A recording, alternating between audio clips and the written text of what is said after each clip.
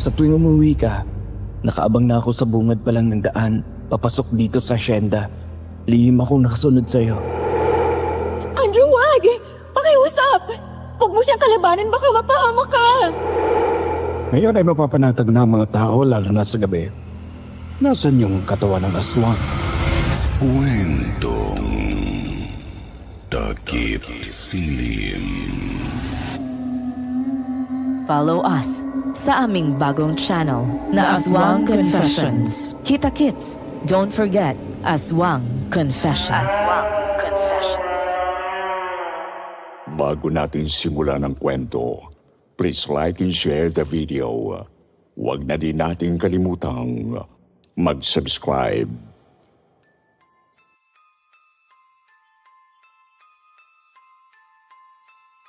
Hello, Sir Wilmore. Magandang araw po sa inyo. Itago niyo na lamang po ko sa pangalang Kate. Aaminin ko po na hindi ako mahilig makinig sa mga drama kagaya ng kwentong takip silim. Naalaman ko lang ang tungkol sa programa ninyo sa pamamagitan ng mga kasambahin namin dahil mga avid listeners ninyo sila. Dahil na-curious ako, nakinig din ako sa isa sa mga episodes ninyo at talagang nag-enjoy ako. Habang tumatagal na nakikinig ako sa inyo, pinapaalala ng mga kwentong itinatampok ninyo ang isang karanasan ko noon na may kinalaman sa aswang na tinatawag na gabunan. To be honest, Sir Wilmore, at first, I did not believe in stories about aswang. I was born and raised to Filipino-American parents in a small town of Louisiana, USA. Narinig ko lang yon sa kwento ng lolo at lola ko noon, pero hindi ko inisip na totoo sila. Mahilig na sa farm noong pa man ang pamilya ko. Kahit nung nasa US ako, may sarili kaming farm doon kung saan din kami nakatira. Kaya naman nagpatayo din ang family ko ng farm dito sa Pilipinas, sa San Fernando, La Union. Dahil doon habang lumalaki ay naging malapit ang loob ko sa mga hayop. I took veterinary medicine and passed the board. Nag-aral din ako ng agriculture pagkatapos ko ng medicine para sa personal na matutukan ang pangangailangan sa farm. When I graduated college, nag-concentrate ako sa pagpapatakbo ng farm namin dito sa Pilipinas at sa sarili kong vet clinic. Ang buong akala ko ay okay ang farm namin at walang problema. 2 years after my dad died, nalaman na lang namin na sinanla pala niya to sa isang kasosyo niya sa negosyo.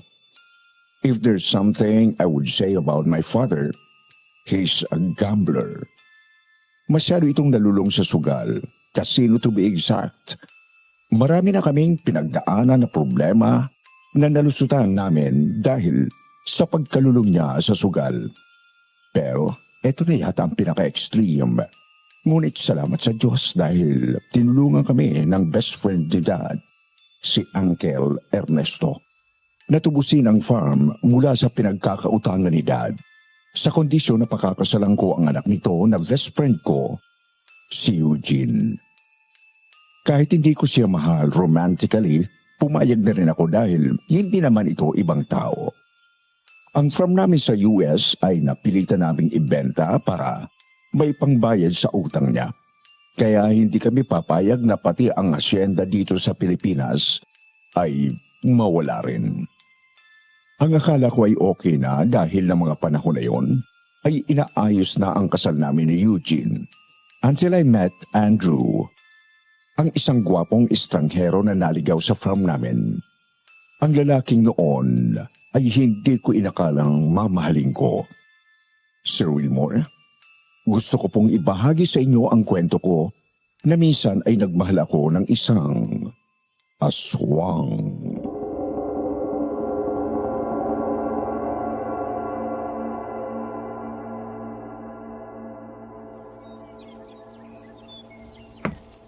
Good morning, sis. Hi, ate. Good morning. Mukhang ginabi kayo ng uwi ni Mang Glenn, ha? Nagtagal kasi kami sa bahay nila, Eugene. Alam mo naman si Tita Marie, makwento tapos inom. Alam ko na mapaparami kaya nagpa-drive na ako kay Mang Glenn. Bet na bet ka talagang maging manugang ng mag-asawa na yun, ah. Kaya nang makakuha ng opportunity, hindi ka na pinakawalan. Eugene is a good guy naman, ate. Wala akong problema na pakasalan siya. Besides, magkakilala na kami since mga bata pa.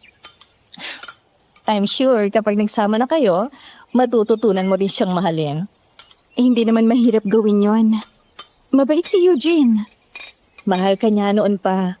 Ikaw lang itong walang gusto sa kanya. Hindi naman kasi natuturuan ng puso, ate. Pero hindi ka makakapagsinungaling sa akin, Mary Kate. Alam mo yan, ate mo ko, kilalang kilala kita. Nakangiti ka pero alam ko against ka sa engagement na ito. May choice pa ako? Wala naman. Kapag hindi ako nagpakasal kay Eugene, mawawala sa atin itong farm. Baka bawiin nila Uncle Ernesto ang pinagtubos nila dito sa farm. Ayoko mawalang pinaghirapan nila lola at lola. Tsaka isa pa dito tayo lumaki. Ayoko mawala sa atin to. Kung may ganong kalaking pera lang tayo, edi sana tayo nang tumubos. Wala eh. Pinambayad din natin sa mga naging utang ni Daddy dahil sa sugal niya. Si Daddy naman kasi, rest in peace sa'yo, Dad. Pero dahil sa kalokohan niya, muntik na tayo mabankrupt. Hayaan na natin yun, ate. Ang importante, hindi na wala lahat sa atin. Tsaka, may maganda naman tayong trabaho. At malaking sweldo natin. Dati ang akala ko sa mga movie at teleserye lang nangyayari ang mga arranged marriage. Hindi ko alam na nangyayari yon sa totoong buhay. At sa akin pa talaga. Siyempre, gusto ko pa rin magpakasal sa lalaking mahal ko. Pero kung kinakailangan ko na isakripisyo ang sarili ko, wag lang mawala sa akin ang asyenda, gagawin ko yon. After all, hindi naman iba sa akin si Eugene. Siya nga pala, nagpunta si Mang Glenn kanina dito. Nanganak na daw yung isang kabayo kagabi. Talaga? Ba't hindi nila ako ginising? Kaya bilisan mo nang kumain dyan at pumunta ka na doon. Matapos kong kumain ang umagahan, dala ang mga gamit at sakay ng golf cart. Agad ako nagpunta sa kwadra kung saan naabutan ko ang mga tauhan namin. Sinalubong naman ako ni MK, ang golden retriever dog na alaga namin. Napangiti ako nang makita ko si Snow, ang aming Camarillo breed white horse. Hi, MK! Good morning! Mang Glenn, good morning po. Ay, magandang umaga po, Doktora. Kumusta pong anak ni Snow? Malusog naman po. Ang ganda-ganda naman niya. Look at her. Pakikuha mo na si Baby Snow White para ma-check natin. Kung meron man nagpapasaya sa akin dito sa farm sa kabila ng bigat ng kalooban na pinagdaraanan ko, yun ay ang mga alaga naming hayop. Kapag narito ako sa farm ay nakakalimutan ko ang problema.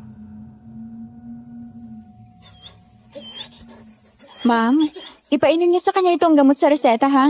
Kailangan nakakain siya bago ipainom yung gamot. Meron na to dyan sa reception natin. Okay po? Bye, Chair Cutie! Ako, Dok. Pwede niyo bang i-check up ang puso ko? Ano ka, aso? Kung ikaw ang mag-aalaga sa akin, why not? Sira. Come in. Tapos ka na? Oo. Huling pasyente na yon. Ba't ka pala nandito? Sinusundo ka. Tara, dinner tayo. Saan? Sa favorite place natin. Tara, gutom na rin ako eh.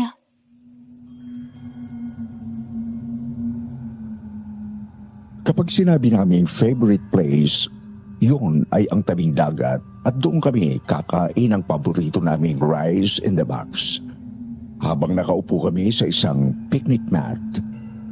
Mga bata pa lang kami ni Eugene ay doon na kami madalas pumunta dahil malapit lang ang dagat na yun sa farm.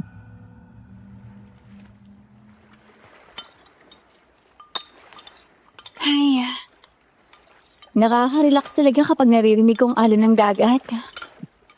Dito ang venue ng kasal natin. Napaka-memorable ng lugar na ito sa akin.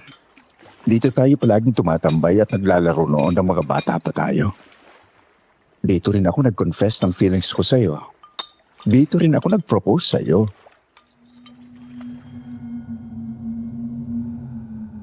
Tumingin ako sa suot na engagement ring. Maganda naman yon. Malaki ang diamante at mamahalin. Pero para sa akin, it was just a piece of jewelry.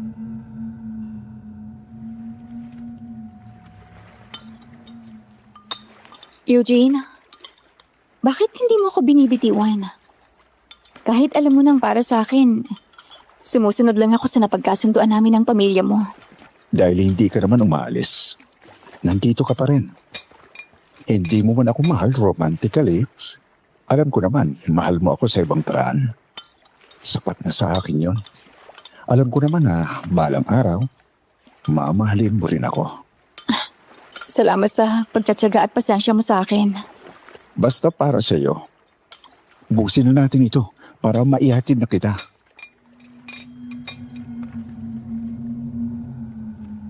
Nang matapos kumain, nililigpit na namin ang aming kinakain na bigla kaming mapahinto nang marinig namin ang isang nakapanging nilabot na alulong ng isang aso.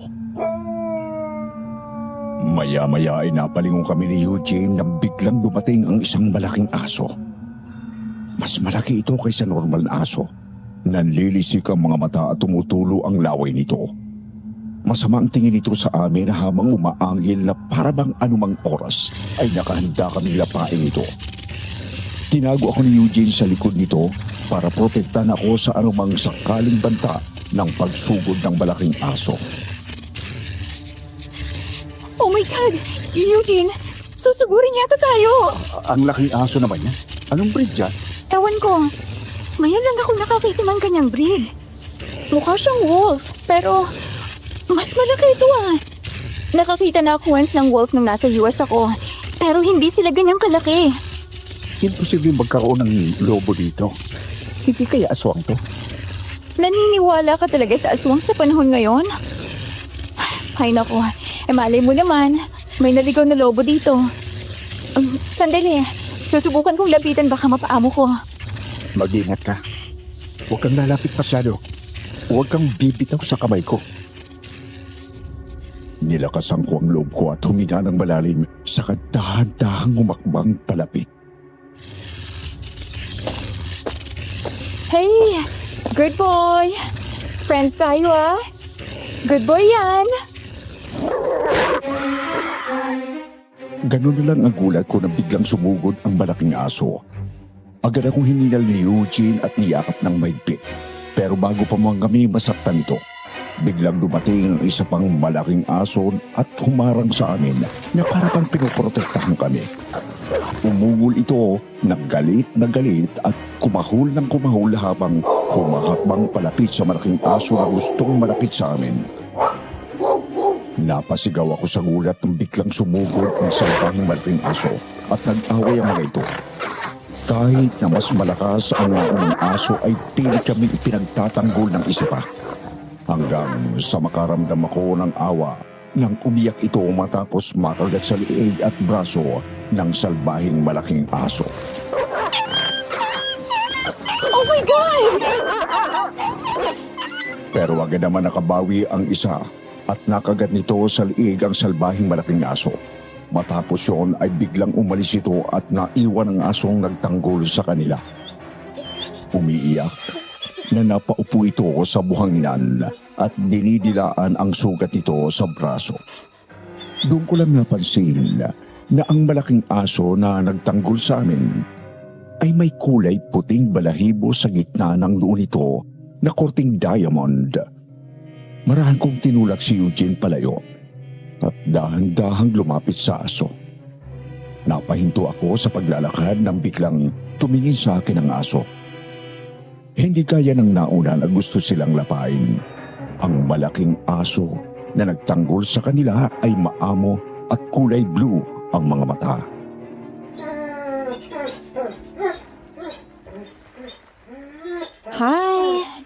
Thank you sa pagliligtas mo sa amin, ha? Halika, gagamutin ko yung sugat mo.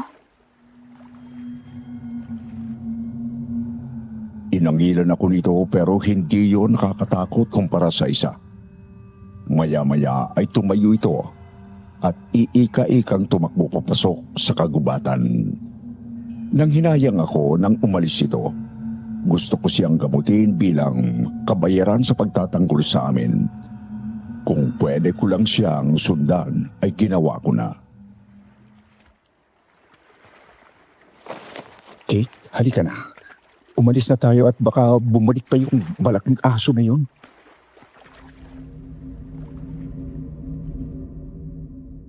Kalagitnaan ng gabi nang magising ako mula sa walang tigil na tahol ni MK. Dahil doon ay napilitan akong bumangon kahit na antok ako. Paglabas ko ng silid ay tulog na ang mga tao doon. Napilitan akong lumabas, suot ang aking pajama at nagpatong lang ako ng jacket dahil malamig na sa labas. Katapusan na ng November ng mga panahon na yon, kaya malamig na rin sa gabi. Habang patuloy pa rin si MK sa kakakahol, napansin ko na nakatingin ito sa bodega.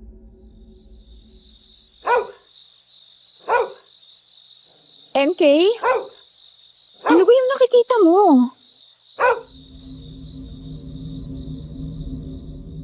Nang buksan ko ang pinto ay agad itong tumakbo palabas papunta sa bodega. Mabilis kong kinuha ang flashlight at sinundan si MK. Tumakbo ito paikot sa bodega habang inaamoy-amoy yun, pagkatapos ay kumakawag ang buntot saka pinagpatuloy ang pagkahol. Ano bang problema mo? Bigla akong napatras nang marinig ko mula sa loob ng bodega ang tunog na may bumagsak. Nakaramdam ako ng kaba dahil doon. May nakapasok na ibang tao sa farm kaya siguro walang tigil sa pagkahol si MK. Maya-maya ay lumapit ito sa pinto ng bodega at doon ko lang napansin na bahagya pala yung nakabukas. Nagulat ako nang magawang buksan ni MK ang pinto saka tumakbo papasok. MK! Sandali lang! Hinabol ko si MK sa loob at naabutan ko siya na nakatingin sa bandang sulok ng bodega habang walang tigil sa pagtahol at pagkawag ng buntot nito. Agad kong binuksan ang ilaw doon at tiningnan ang tinatahulan nito. Nagulat ako nang makita ko ang isang lalaki. Nakasiksik ito sa sulok. Nakatago ang mukha sa likod ng mga braso nito habang wala itong saplot. MK, quiet! Sit! Very good. Agad itong huminto at naupo, habang ako naman ay pasimpleng dinampot ang malaking liyabe. Baka sakali nasugurin ako ng lalaking ito, at least may armas ako. Tinutok ko sa kanya ang flashlight habang hawak ang liyabe sa kabilang kamay. Sino ka? Bakit ka nandito sa farm namin? Hindi mo ba alam na trespassing ka? Magnanakaw ka, no? Hindi po. Pasensya na po. Wala akong mapuntahan. Kailangan ko lang magtago at iligtas ang sarili ko. Anong pangalan mo? Andrew po. Hindi ako masamang tao. Kailangan ko lang ng masisilungan pansamantala. Aalis din po ako.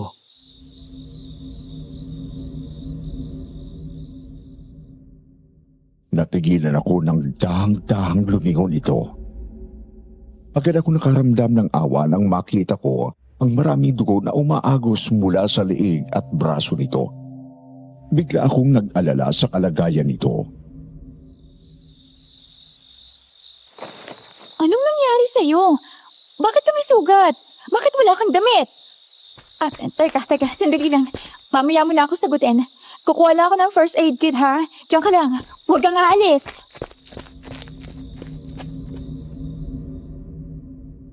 Agad kong binaba ang yabi at tumakbo palabas. Kinuha ko ang first aid kit at kumuha ako ng mga damit ng daddy ko, saka agad na bumalik sa bodega. Nabutan ko ang lalaki habang nakangiti na Para bang wala itong malaking sugat sa leeg at hinihimas sa ulo si MK.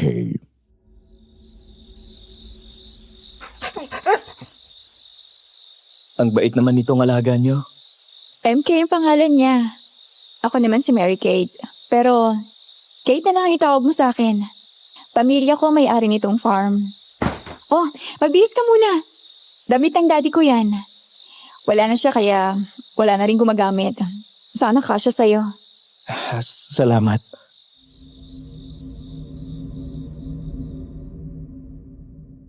Nang tumayo ito at bigla akong napaiwas ng tingin, nang aksidenteng bumaba ang tingin ko sa pagitan ng mga hita nito. Tapos ka na? Kahit huwag ka muna magsuot ng t-shirt. Gagamutin ko pa yung sugat mo.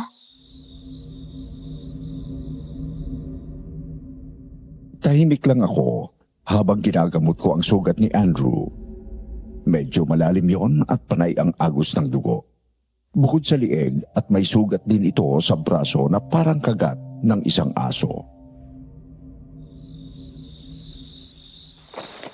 Napakano ka? Bakit wala kang damit at saan mo ba nakuha itong mga sugat mo? Hindi ko rin alam. Basta nagkamalay na lang ako na wala ng suot. Tapos nasa gitna na ako ng kakahuyan. Naramdaman ko na lang na may sugat ako pero bago yan, may umatake sa bayan namin. Isang aswang. Tinatay niya ang buong pamilya ko. Nakatakbo ako at tinabol niya ako. Siguro naabutan niya ako at kinagat sa leeg pati dito sa braso. Aswang? Sigurado ka? Oh, aswang. Hindi totoong aswang, Andrew. Gawa-gawang kwento lang yon. Kung ganon, ano ang tawag mo sa asong kumakain ng laman ng tao? Seryoso ka? Malalaking aso sila, mas malaki sa normal. Malakas at maliksi ang kilos. Matatalas ang kanilang mga pangil at kuko. Ako mismong nakakita, kaya bigla akong tumakbo at doon niya ako hinabol. Sa kakatakbo ko, napunta ako sa gubat. Basta nadulas na lang ako, tapos nahulog ako sa bangin. Tapos hindi ko na alam kung anong nangyari. Hindi ba lobo yon? Ang tinutukoy ko ay mas malaki pa sa lobo. Bigla kong naalala ang malaking aso na muntik nang sumugod sa kanila kanina ni Eugene. Ganun na ganun ang asong sumugod sa amin kanina. May dumating lang na isa pang aso na nagprotekta sa amin. Kaya mag-iingat ka sa gabi. Pagkagat ng dilim, ay paggala-gala siya sa gubat at bundok. Ngayon ay nakakababa na siya dito sa patag. Huwag ka mag-alala. Ligtas ka rito. Dumito ka muna habang hindi pa gumagaling yung sugat mo. So ngayon, first aid pa lang ang maibibigay ko sa'yo dahil doktor ako ng mga hayop, hindi ng tao. Ang ate ko talagang doktor ng tao sa pamilya. Kaso may duty siya ngayon sa ospital. Mamaya pang uwi niya.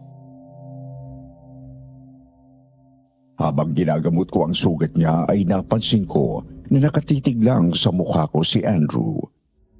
Nakakailang man pero ngumiti lang ako sa kanya. Huwag kang mag-alala. Sapat na to. Pagiging maayos na ako. O kung gusto mo, dali na lang kita sa ospital. Hindi na. Maraming salamat. Pero mas delikado kapag lumabas ako. Baka makita ako ng aswang. Ayokong may madamay na iba. Sige. Kumain ka na? Dadalang kita ng pagkain. Huwag na. Ayos lang ako. Sigurado ka? Oo. Ang mabuti pa, doon ka matulog sa isang kubo. Bukas ng umaga, pupunta dito ang mga tauhan para kumuha ng mga gamit. Kapag nandito ka lang, makikita ka nila. Halika, sumama ka sa akin.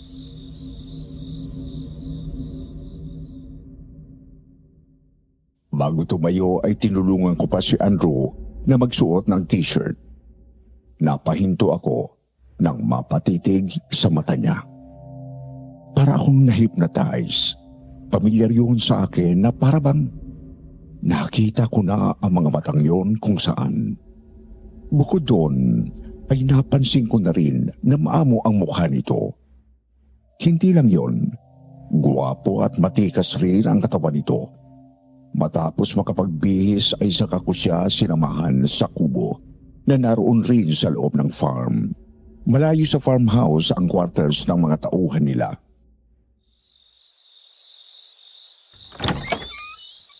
May kama na dyan at iba pang gamit na kailangan mo.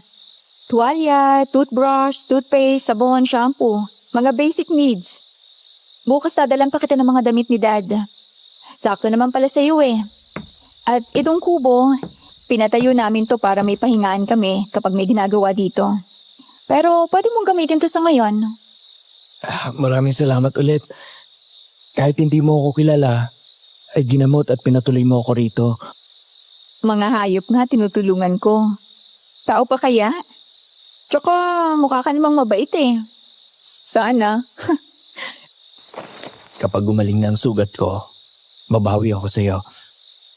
Kahit anong ipag-utos mo sa akin, pagsisilbihan kita, Kate. Sige ba? Marunong ka bang magtanim? Tamang-tama, medyo kulang kami sa tao.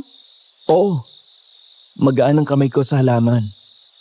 Malapit din ang loob ko sa mga hayop. Mabuti kong ganon. Sige, bukas ay isasama ko si ate dito para matinan ang sugat mo. Magpahinga ka na. Salamat ulit.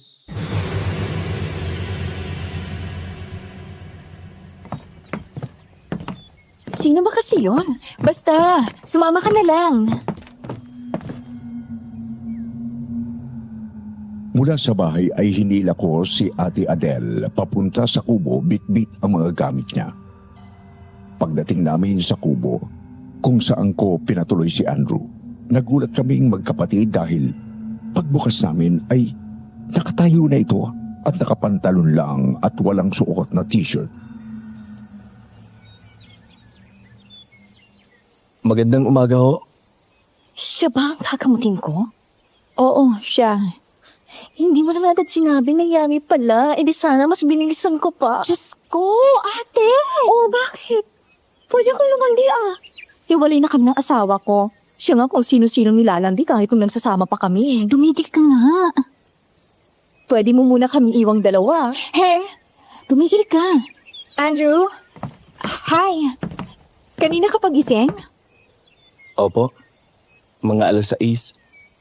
Siya nga pala ang ate ko. Siya yung doktor talaga nagagamot sa'yo. Magandang umaga po, Doc. Ay, ano ka ba? Huwag mo na akong ipo at huwag mo na akong tawaging Doc. Masyado ka namang formal. Ma'am Adele na lang ang itawag mo sa akin. Sige po, Ma'am Adele. Patingin nga ng sugat mo.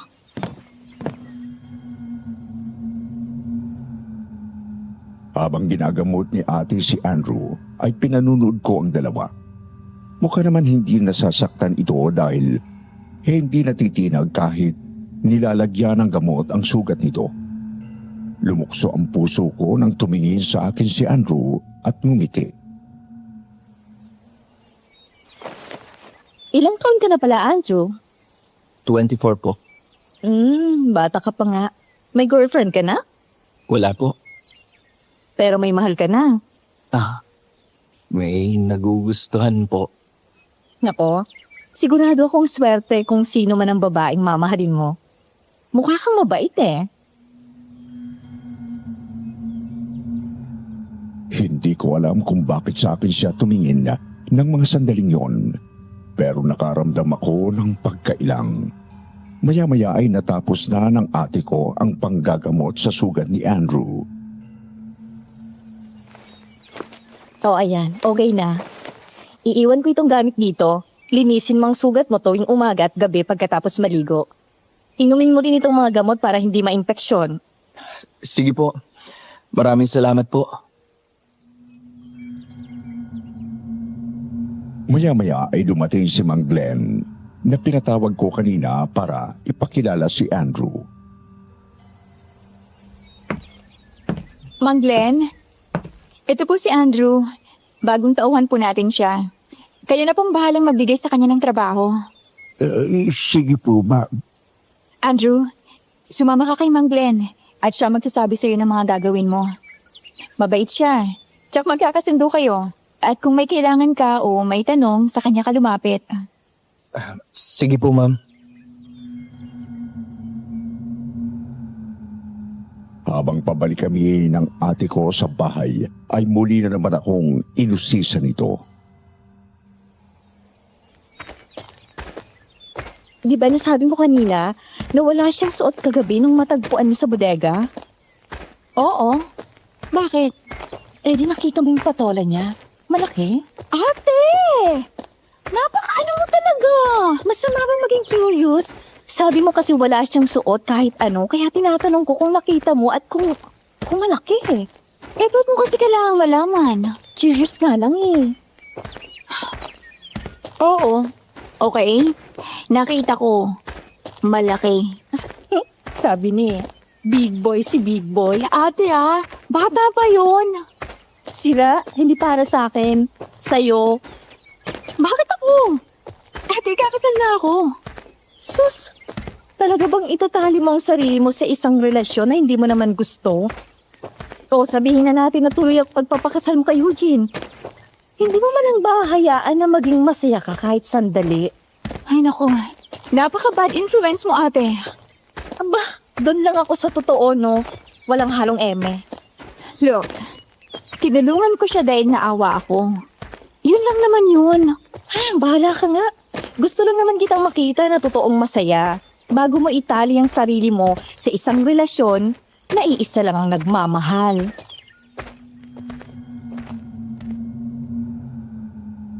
Naging maayos naman ang pamamalagi ni Andrew sa farm sa paglipas ng mga araw.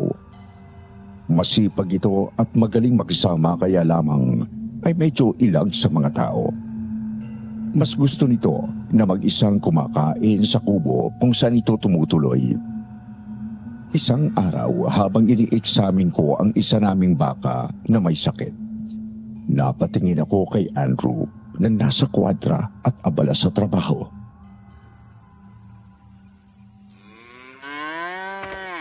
Ma'am, saan nyo nahanap itong si Andrew? Magaling magtrabaho. Halatang sanay sa ganitong gawain. Isa pa ay mabait. Tingnan mo nga. At sa maikling panahon, ay pinagkakaguluhan siya ng mga babae dito. Guwapo po kasi. Naku ma'am, kung hindi lang kayo ikakasal na kay Sir Eugene, sasabihin ko na bagay kayo nitong si Andrew. Naku, kayo talaga, Mang Glenn. Anyway po, okay na po itong baka. Magaling na po siya. Sige po, salamat po ulit. Matapos kong inspeksyonin ang iba pa naming mga alagang baka, ay nilapitan ko si Andrew. Nang makita niya akong papalapit ay agad itong iniwan ang mga babaeng trabahador na nangungulit dito. Ma'am, magandang araw po. Huwag mo na akong tawagin, ma'am. Kate na lang, tsaka huwag mo na rin akong pinupo. Sige. Kate, Yan! Much better. So, kumusta ka rito? Kumusta ang trabaho mo rito? okay naman. Nalilibang ako sa trabaho dito sa farm. Salamat ulit sa pagkup-kup mo sa akin. Kahit hindi mo naman ako kilala, pinagkatiwalaan mo ko. Walang anuman.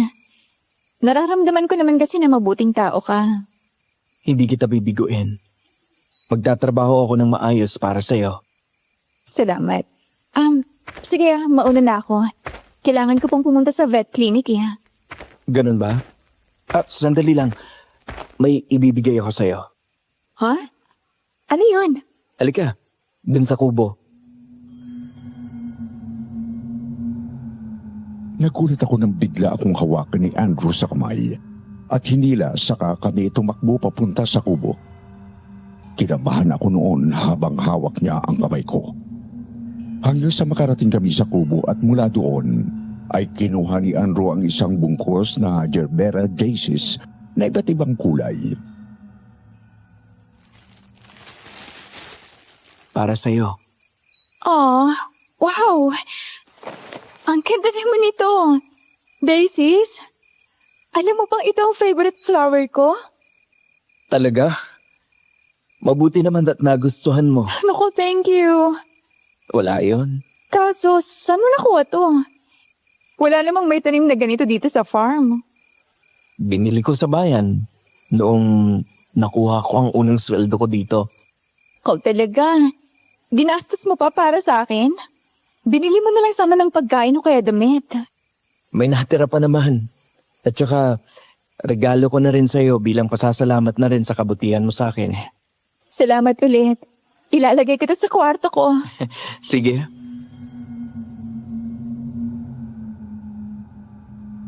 Umalis ako ng araw na yon na masaya at magaan ang pakiramdam. Matagal na mula nang maramdaman ko yon, Sir Wilmore. Hindi ko akalain na posible pala na maging masaya pa rin ako sa kabila ng bigat na naging kapalit para matubos ko ang farm na ito. Oh, ate, good morning. Kain na. Nagpaluto na ako. Siya nga pala. Kumusta nga pala yung overnight niyo sa tabing dagat? Nightmare. Kaya please lang, wag niyo muna akong hainan ng karne. Oh, bakit naman? Ew. Hindi mo matitake kapag sinabi ko sa'yo. May nangyari ba? You won't believe this. May nakitang patay sa tabing dagat kanina. Babae, wakwak ang tiyan.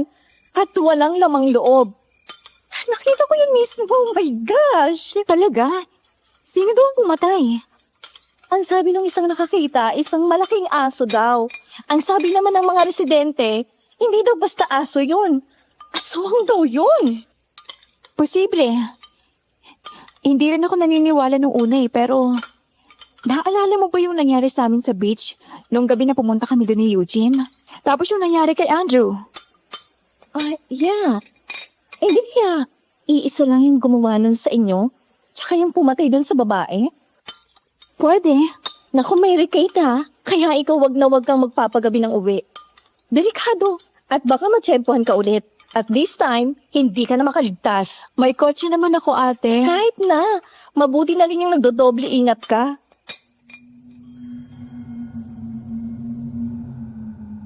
Napahinto sila sa pag-uusap nang lumating ang isang kasambahay at kasunod nito si Andrew.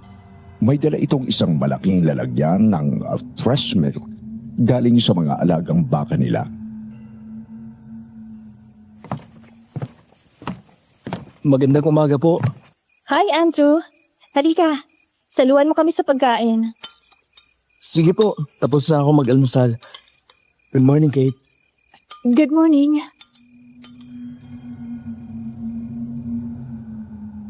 Nang tumingin ako sa ate ko, binigyan ako nito ng mapanuksong ngiti.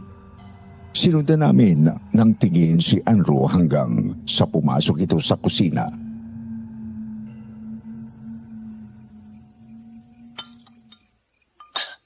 Ang bilis ng progress, ha? First name basis agad. Huwag mong bigyan ng mali siya. My sister is learning how to flirt. Congrats. Pao ka na. I'm not flirting. Maya-maya ay dumating naman si Mang Glenn. Ma'am, aayusin na po namin yung sirang pinto ng CR sa kwarto ninyo. Akala ko po wala po kayong alam sa pagkakarpentero. Ay, hindi po ako nagawa. Si Andrew po, mag-assist lang po ako. Saan po ba yung kwarto ni ma'am? Halika sa taas. Ma'am, pupuntahan lang po namin.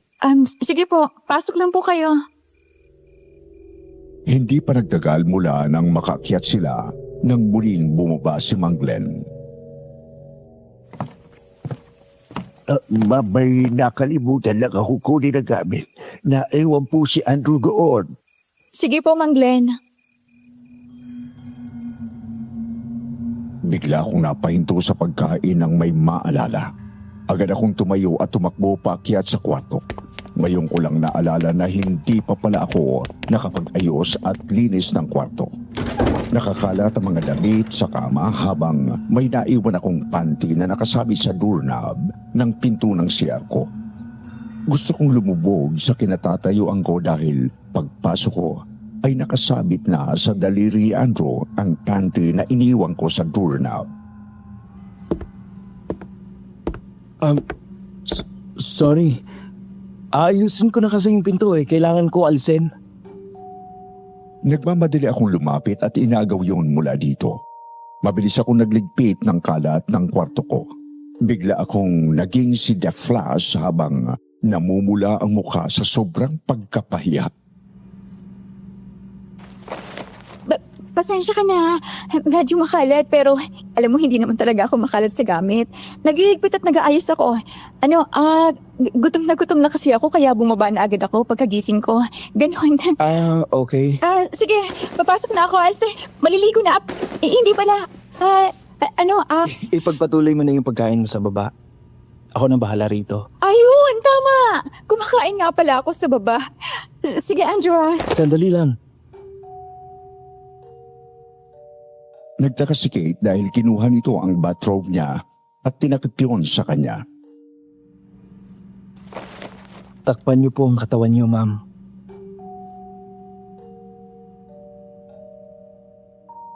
Gusto ko lang talaga magpalamon sa universe, Sir Wilmore. Nakalimutan ko rin na medyo revealing ang suit ko na pantulog at wala akong suot na panloob. Nag-thank you ako pero halos walang boses na lumabas sa bibig ko dahil sa sobrang pagkapahiya ko. Anong nangyari sa'yo, Mary Kate? Untang ako. Nang araw na yon, pagbalik ko sa kwarto ko at nakaalis na si Andrew, naabutan ko ang isang kulay pink na Gerber Daisy sa ibabaw ng kama ko. Sa paglipas ng mga araw ay unti-unti naming napapansin na nawawala ang ilang mga alaga naming hayop sa farm. Mula sa mga manok hanggang sa mga kambing at 2 baka na rin ang natatagpuan nilang patay. Hindi pwedeng hayaan na lang natin na ganitong nangyayari. Kapag wala tayong ginawa, mauubos yung mga alaga natin dito. Sino sa tingin nyo ang may gawa nito? Hindi ho sino. Kung hindi ano. May napapabalita na aswang dito, di ba? Hindi ho kaya siya? Baka wala ho tayong kamalay-malay na nakakapasok na pala siya rito. Pero tao ang pinapatay doon. Hindi ho lahat ng aswang na nagaan yung aso ay tao ang kinakain. May mga aswang na hayop lang ang kinakain. At hindi namiminsala ng mga tao. Sila po yung mga mabubuting aswang. Kung totoo yun, ibig sabihin, hindi lang iisang aswang ang gumagala dito sa bayan natin? Ano ang balak ninyo? Ang mabuti pa ho, ay magbabantay ako dito sa gabi. Baka mamaya mapahama ka naman. Kaya ko na maipagtanggol ang sarili ko. Malakas ho si Andrew, ma'am. Kayang-kaya niya yan. Kahit na nag-aalala ko ay hindi ko rin napigilan si Andrew. Nang umalis si Mang Glenn ay naiwan kami ni Andrew na naglalakad pabalik sa farmhouse.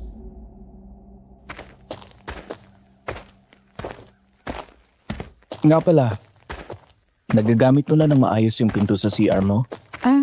Oo, thank you. Ang galing mo rin pala pati sa mga pagkukumpuni. Natuto lang din ako. May itatanong sana ako sa'yo kung hindi mo mamasamain. Sige ba? Ano yon? Yung lalaki na kasama mo sa picture dun sa kwarto mo, boyfriend mo ba siya? Mapapangasawa. Si Eugene. Best friend ko. Ikakasal ka na pala. Kailangan eh. Yun yung kasunduan para hindi mawala sa amin tong farm. Pero mahal mo siya. As a friend, oo. Paano kung ma-inlove ka sa ibang lalaki? Kanino naman? Malay mo, makilala mo siya sa mga susunod na araw. Bakit sa mga susunod na araw pa? Ang tagal naman niyang dumating. Tsaka, dumating man siya ngayon. Wala na. Huli na. Pero, alam mo seryoso, wala namang kaso sa akin na magpakasal kay Eugene. Hindi siya ibang tao. Isa pa, magkasundo kami. Siguro naman, in the future, matututunan ko rin siyang mahalin. Basta ang importante, maging masaya ka. Dahil nalibang ako sa pagkukwentuhan namin, hindi ko nang malayan na naroon na pala kami sa bahay. Sige na, pumasok ka na. Huwag ka nang lalabas mamayang gabi. At baka matimpuhan ka ng aswang. Mag-iingat ka ha. Salamat.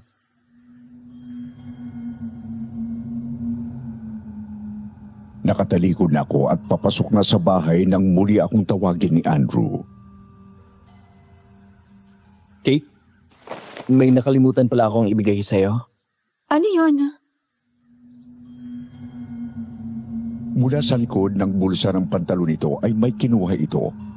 Napangiti ako nang makita ang isang piraso ng kulay puti na Gerbera Daisy.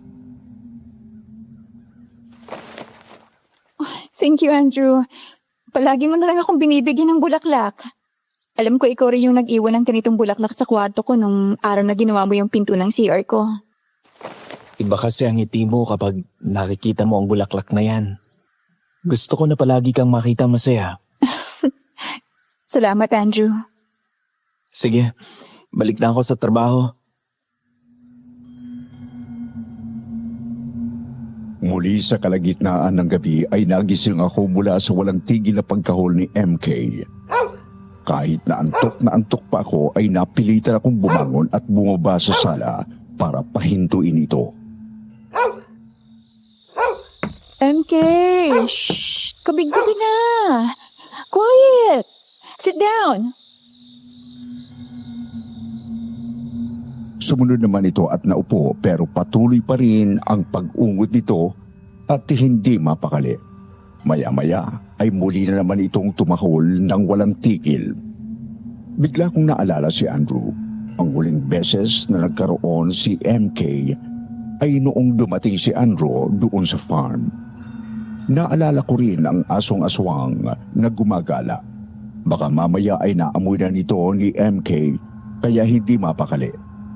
Bigla akong nag-alala para sa kaligtasan ni Andrew. Nagmadali akong kumuha ng flashlight saka lumabas mag-isa. Tumakbo ako papunta sa kwadra.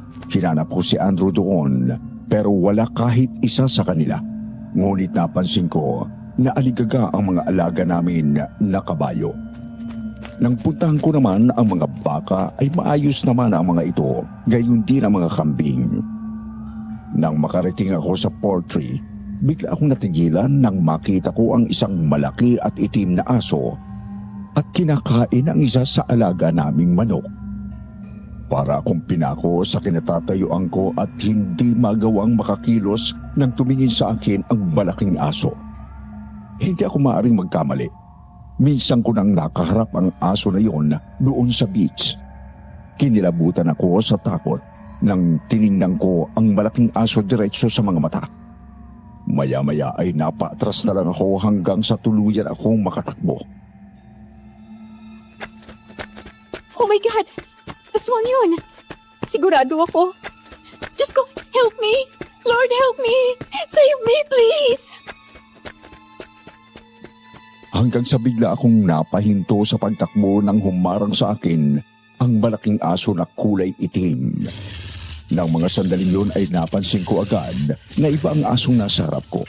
Hindi ito ang aso na nahuli kong kumakain ng manok. Kani-kanina lang.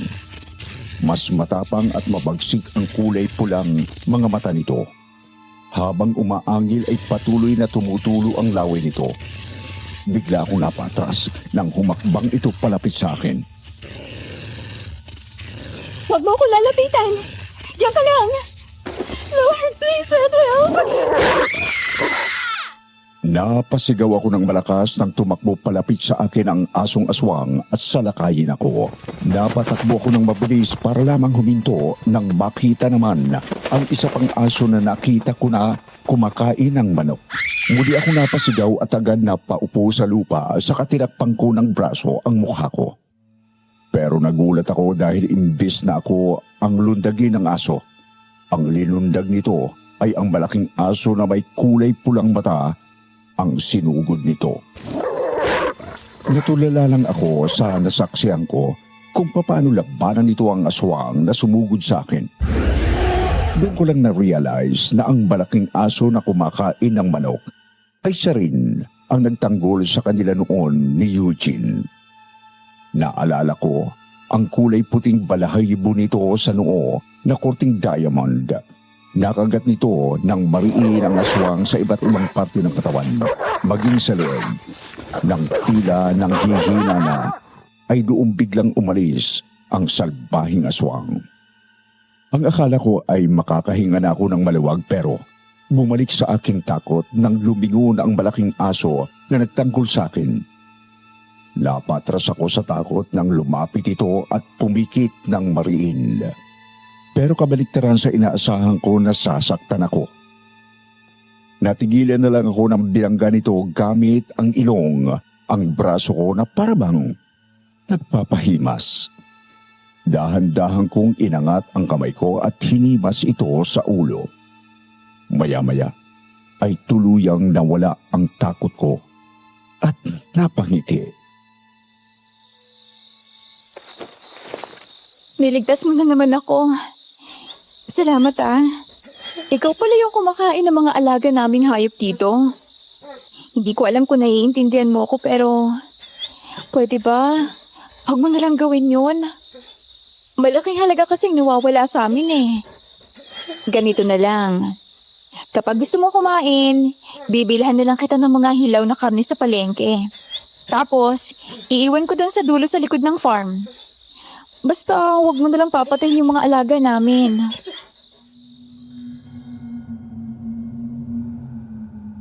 Maya-maya ay tumayo uli ang malaking aso at kinagat ang damit ko sa kahinila yon.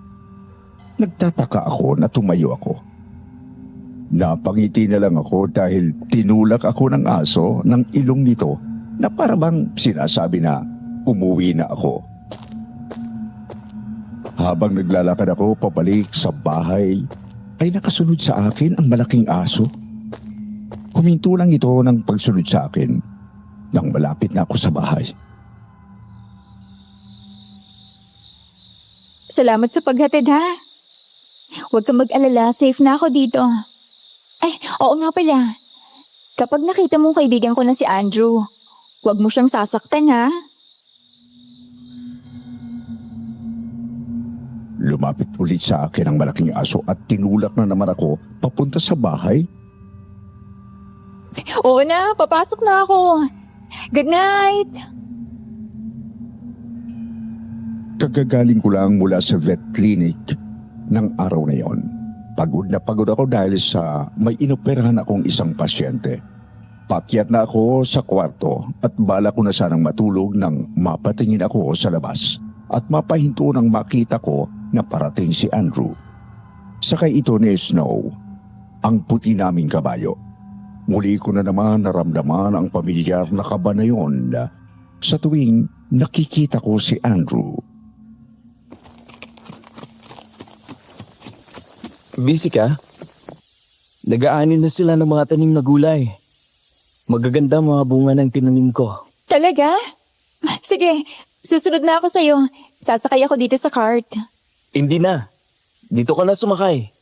Kaya nga sinundo kita Tayong dalawa? Diyan sa kabayo? Oo. Tara na. Kanina ka pa nila hinihintay doon. Sumama ko kay Andrew. Sumakay ako sa kabayo kasama niya. Alam ko na mali Sir Wilmore pero ang saya sa pakiramdam nang yumakap ako sa bewang niya. Doon ko lang naramdaman ang ganong klase ng saya. Kinakabahan ako pero sa kabila niyon ay panatag ang kalooban ko. Hindi ko alam na marunong kang sumakay sa kabayo. Hindi nga. Si Mang Glenn ang nagturo sa akin. Kaya hawak ka ng mabuti. Patatakbuhin ko si Snow.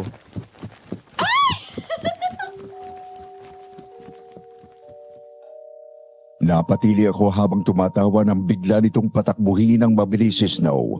Napayakap ako ng mahigpit sa bewang niya. Sa isang iglap ay nawala ang nararamdaman kong pagod. Nakalimutan ko na may gumagalang aswang sa bayan namin. Nakalimutan ko na ikakasal na ako kay Eugene. Sinalubong kami ng ngiti ng mga tauhan namin pagdating sa taniman. Unang bumaba si Andrew pagkatapos ay agad akong inalalayan sa pagbaba. Kumapit ito sa bewang ko, saka ako binuhat pababa. Napatingin ako sa mga mata niya. Nakatingin din siya sa akin at pareho kaming hindi halos kumukurap.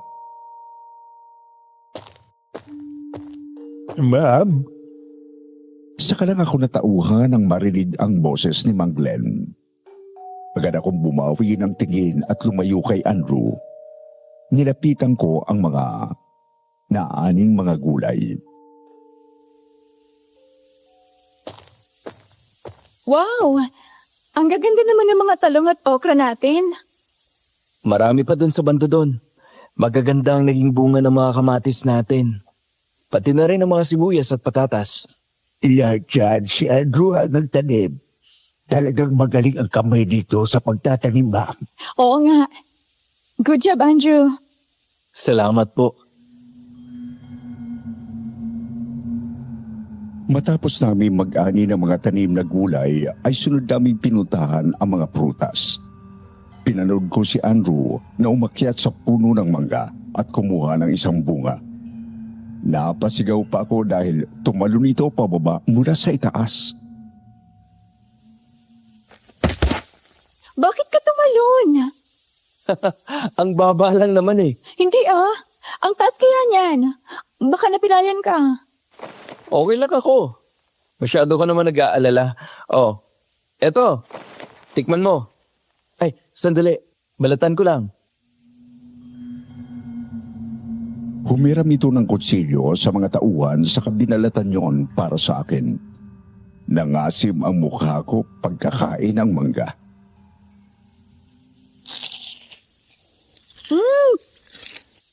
Ang asim.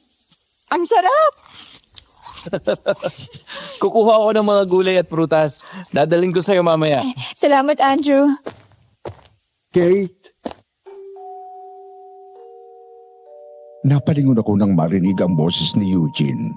Doon ko palang napansin na naroon siya. Nakatayo sa gilid ng golf cart. Matagal din kaming hindi nagkita dahil kinailangan nitong pumunta sa Amerika para bisitahin ang lola nito.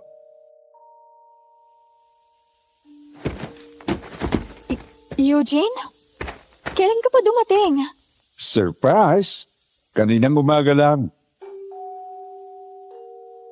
Napilitan akong lumayo mula kay Andrew at nilapitan ko si Eugene. Nabigla ako nang halikan ako sa labi nito sa harap mismo ni Andrew pagkatapos ay niyakap ng mahigpit. I miss you so much, babe. Ako rin. Kumusta ka na? Mabuti naman. Busy sa clinic at dito sa farm. Mukha nga eh. Halos hindi tayo nakakapag-usap dahil palagi kang naandito daw sa labas. By the way, bago pa siya rito? Oo nga pala. Eugene si Andrew. Andrew, si Eugene ang fiancé ko. Siya ang bago kong tao dito sa farm. Nice to meet you, pare. Magandang araw po, sir. Babe, let's go. Mag-dinner tayo sa labas. Okay. Wala akong nagawa kung hindi ang sumama. Pagsakay ko sa cart ay nakita ko si Andrew na malungkot ang mukha habang nakasunod ng tingin sa amin. Katatapos lang namin kumain at hinihintay na lang ang bill. Habang naroon ay panay ang kwento ni Eugene sa mga ginawa nito habang nasa Amerika. Pero wala sa kanya ang atensyon ko kung hindi naiwan kay Andrew. Hindi mawala sa isip ko ang reaksyon ng mukha nito kanina nang maghiwalay kami at sumama ko kay Eugene.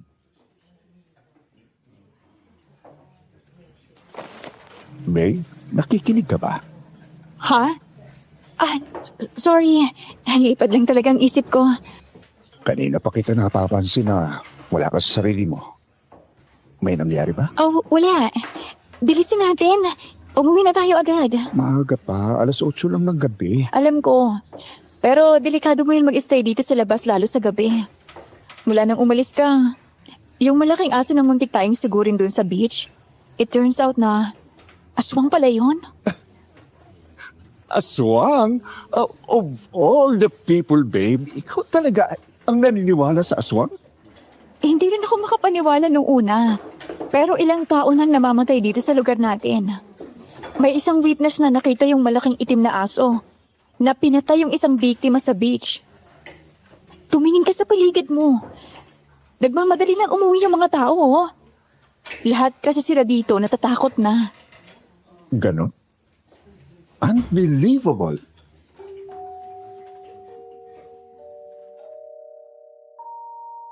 Maya-maya ay dumating na ang waiter at binalik ang credit card ni Eugene at resibo ng nakain nila.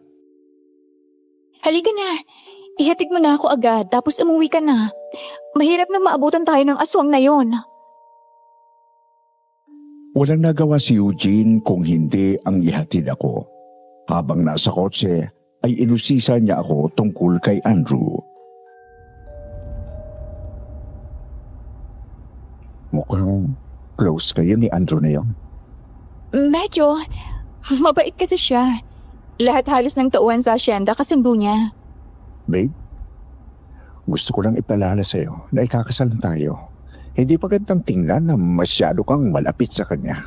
Kaibigan ko lang si Andrew. Ano bang iniisip mo dyan? Wala naman. Nagpapaalala lang. Kung ang inaalala mo ay baka hindi matuloy ang kasal, huwag kang mag-alala. May isang salita ako at handa akong tuparin ang nakalagay sa kontrata. Yun lang ba talaga yun? Sa'yo? Na magpapakasal sa akin dahil sa kasunduan nyo ng daddy ko? Oo. Dahil ganito naman talaga sa simula pa lang. Hindi na kumibo pa si Eugene. Alam ko na nasasaktan siya pero ayokong lukuhin ang sarili ko at paasahin siya. Hanggang sa makarating kami sa bahay ay wala pa rin kaming kibuan. Bumaba pa ito ng sasakyan nang bumaba ako. Magpahinga ka na. Thank you for coming with me. You're welcome. Salamat din sa pag-imbita sa akin. Ngayon lang ulit ako nakalabas ng ganon. I enjoyed it. Sige, uuwi na ako. Okay.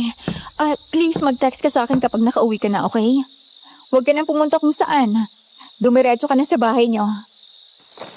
Kapag nakikita ko na nag-aalala ka na nga dyan sa akin, gusto kong paniwalaan ang sarili ko na may gusto ko na sa akin.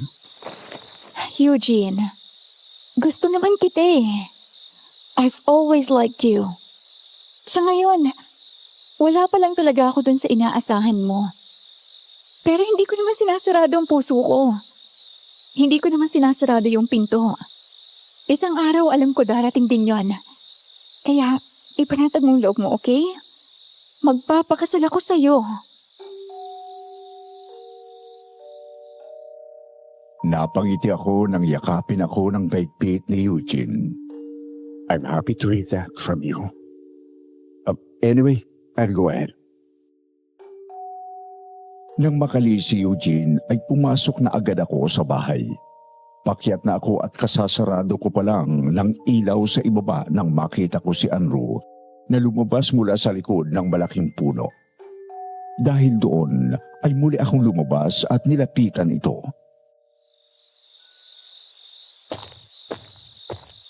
Bakit nandito ka? Magro-ronda na ako sa buong farm eh. Kanina ka pa dyan? Oo. Hinihintay kita. Bakit? May problema ba? Nag-aalala lang ako sa iyo dahil madilim na pero nasa labas ka pa rin. Alam mo naman may gumagalang aswang ngayon. Okay lang naman ako. Hindi. Ang totoo, nag-aalala ako dahil may iba kang kasamang lalaki. Hindi iba si Eugene. Best friend ko siya. Kung hindi dahil sa pamilya niya, baka nawala na sa amin itong asyenda. Pasensya ka na. Alam ko na wala akong karapatan. Malayong agwat ang buhay natin pero hindi ko mapigilan ang sarili ko. Nagsiselos lang ako. Andrew, Alam mo na ikakasal na ako. Oo. At wala naman akong planong pigilan yun. Gusto ko lang sabihin sa'yo na gusto kita. Baka nabibigla ka lang eh. Ang mabuti pa, gawin mo lang gagawin mo pero mag-ingat ka ha. Mag-usap na lang tayo bukas. Pagtalikod ko ay bigla akong niyakap ni Andrew. Hindi umubra ang pagpapanggap ko na kalmado ako dahil halos sumabog ang dibdib ko sa lakas ng kabog nito. Mahal kita, Kate. Huwag mong sabihin yan. Yun ang totoo. Alam ko pero hindi pwede. Kaya pakiusap. Huwag mo kong pahirapan ng ganito. Kahit masakit sa akin ay napilitan akong tanggalin ang mga braso niya at tumakbo papasok ng bahay.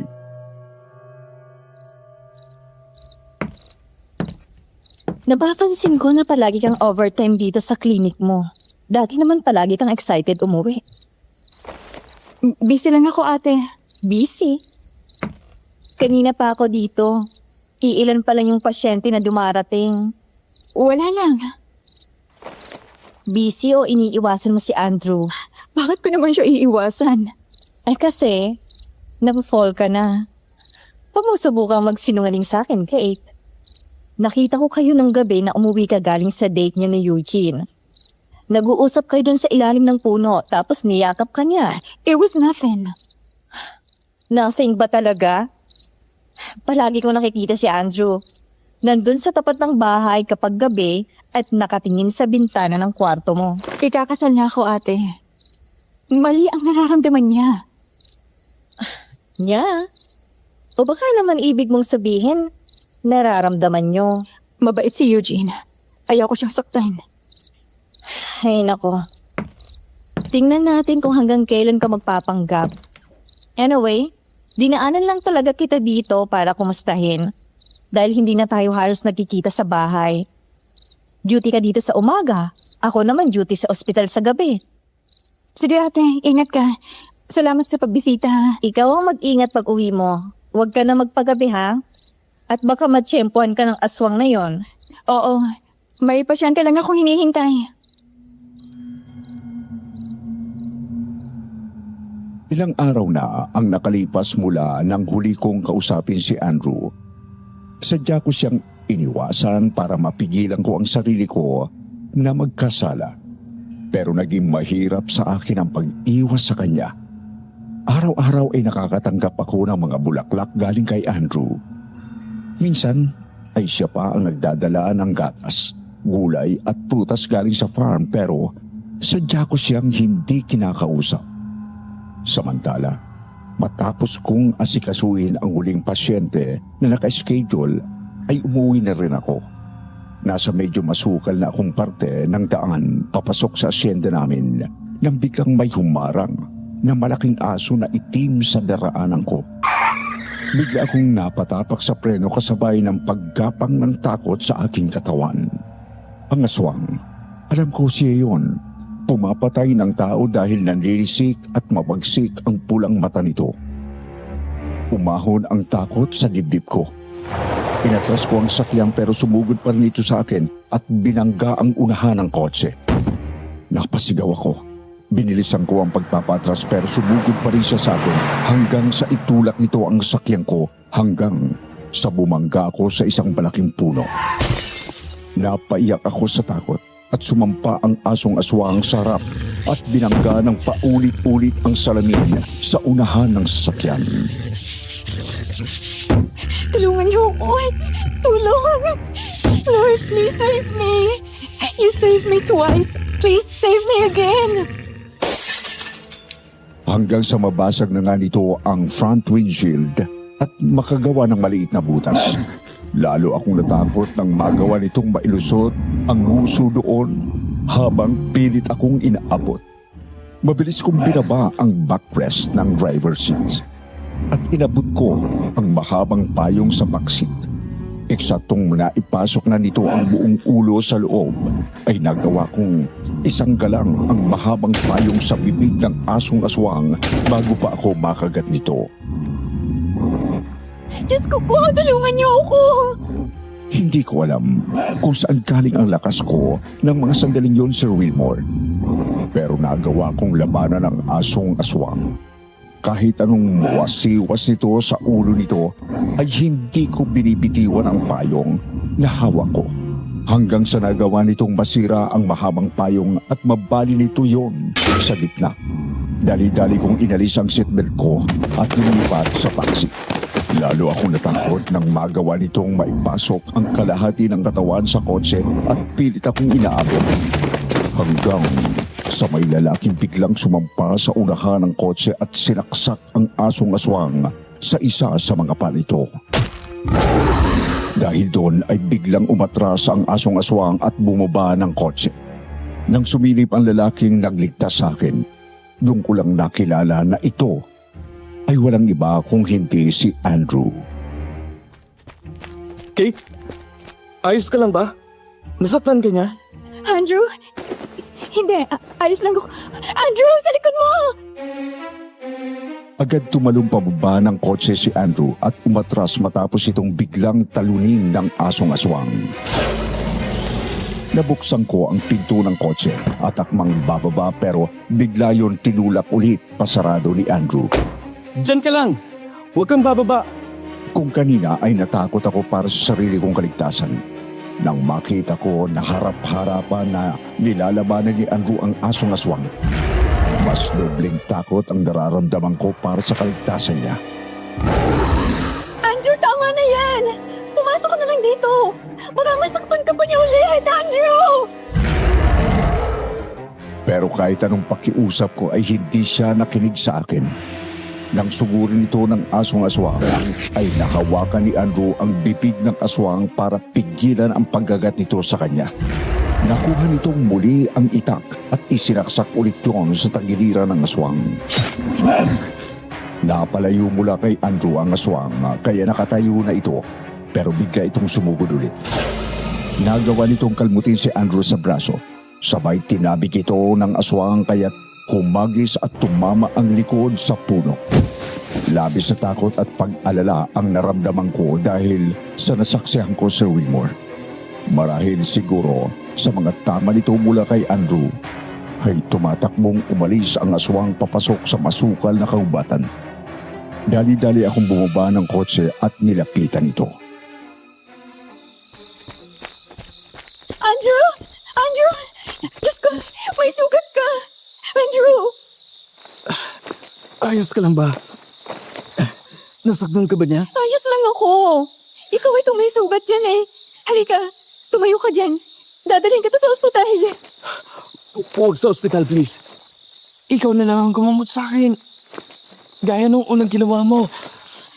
Sige, halika na. Kumapit ka sa akin. Pagdating pa lang sa kubo ay agad kong kinuha ang first aid kit at ginabot ang sugat ni Andrew. Pinunasan ko ang dugo at tinugasan yon bago ko lagyan ng gamot. Napapadaing ito sa sakit at hapdi dahil sa gamot na nilalagay ko. Bakit ka sumugod ng ganun? Nababaliw ka na ba talaga, ha? Paano kung hindi lang ito nangyari sa'yo? Kung hindi ko ginawa yon, ikaw naman ang napahamak. Wala akong pakialam sa mangyayari sa akin. Basta masiguro ko lang naligtas ka. Wala kang pakialam? Paano kung mamatay ako sa pag-aalala, wala ka pa rin pakialam? Sa inis ko sa sinabi niya ay diniinan ko ang bulak na may alkohol sa mismong sugat niya. Ano yun naman? Mapi!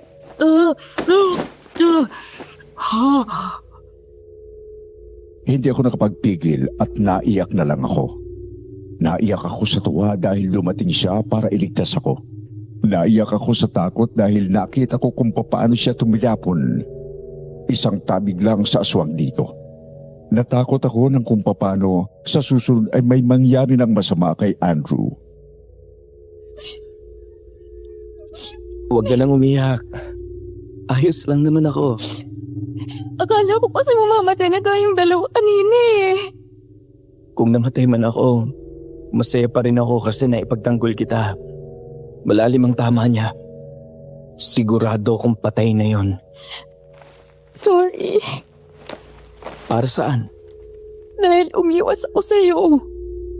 Gabi-gabi akong lihim na naghihintay sa pag-uwi mo. Nag-aalala kasi ako sa'yo na baka matsempuhan ka ng aswang. Sa tuwing umuwi ka, nakaabang na ako sa bungad pa lang ng daan papasok dito sa asyenda. Lihim akong nakasunod sa'yo. Bakit ka ba kasi umiwas? Dahil ba sinabi ko na mahal kita? Oo, dahil hindi tama itong nararamdaman ko sa'yo. Ibig mong sabihin, mahal mo rin ako. Hindi ako nakasagot pero tumingin ako ng diretso sa mata ni Andrew hanggang sa bigla na lang akong nangahas at hinalikan siya sa labi. Oo, mahal din kita, pero ikakasal na ako. Hindi ako pwedeng umatras. Alam ko, hindi naman kita papipiliin eh.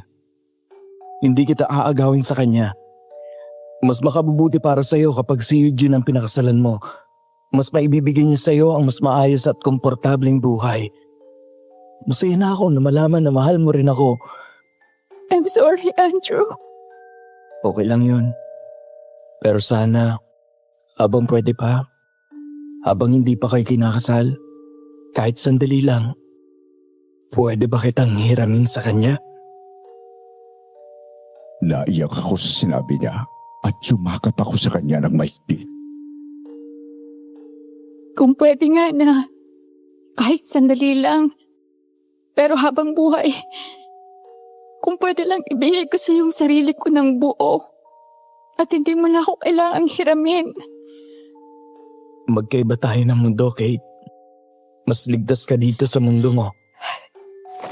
Mahal kita, Andrew. Mahal din kita. Nang si Andrew naman ang humalik sa akin ay hindi ko pinigilan ang sarili ko at tumugon sa halik niya.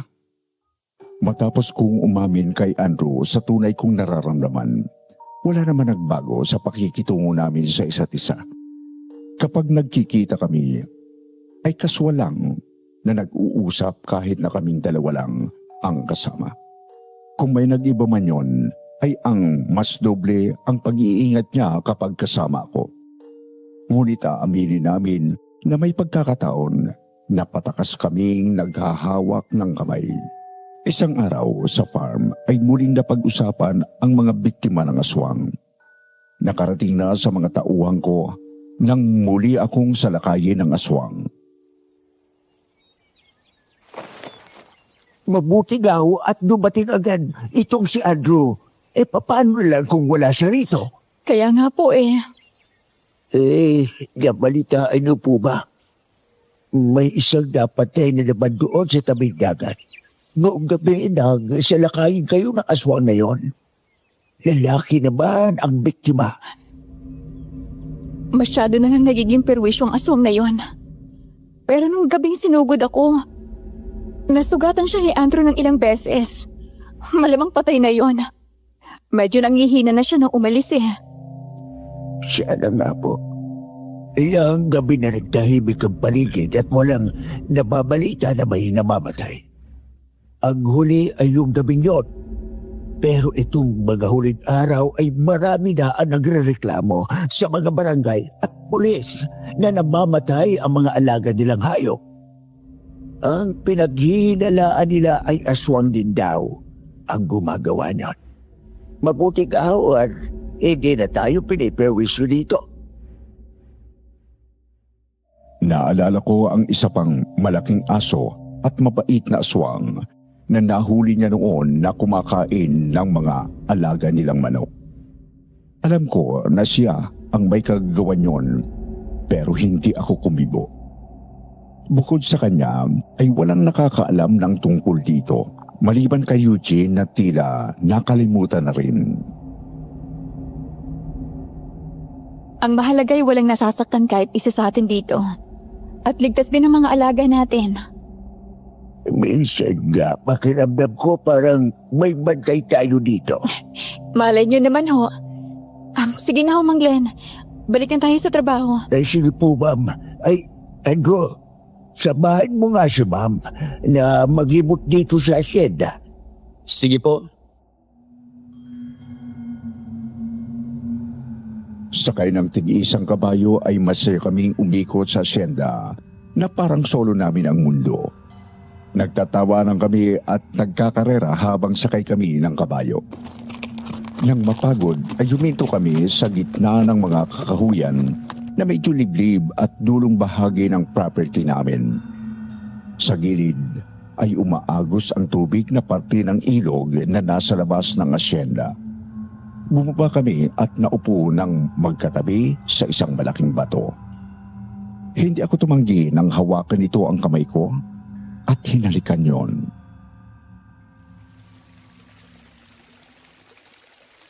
Kapag nasiguro ko na wala na yung aswang at patay na, baka hindi na rin ako magtagal dito. Ano? Aalis ka? Wala naman talaga sa plano ko na magtagal dito. Kung hindi dahil sa aswang na yon, ay hindi ako mapapadpad dito sa farm mo. Ginusto ko naman natili dito para maprotektahan kita. Nakaramdam ako ng labis na lungkot. Isipin ko pa lang na hindi ko na makikita si Andrew ay parang sinasaksak na ako sa puso sa sakit. Paano ako? Nandiyan naman si Eugene. Siya ang mapapangasawa mo. Hindi na ba kita makikita? Hindi mo man ako makita. Tandaan mo, palagi mo pa rin ako mararamdaman. Nasa paligid mo at binabantayan ka. Palagi pa rin kitang dadalhan ng paborito mong bulaklak. Iyon ang magiging palatandaan mo na buhay pa ako.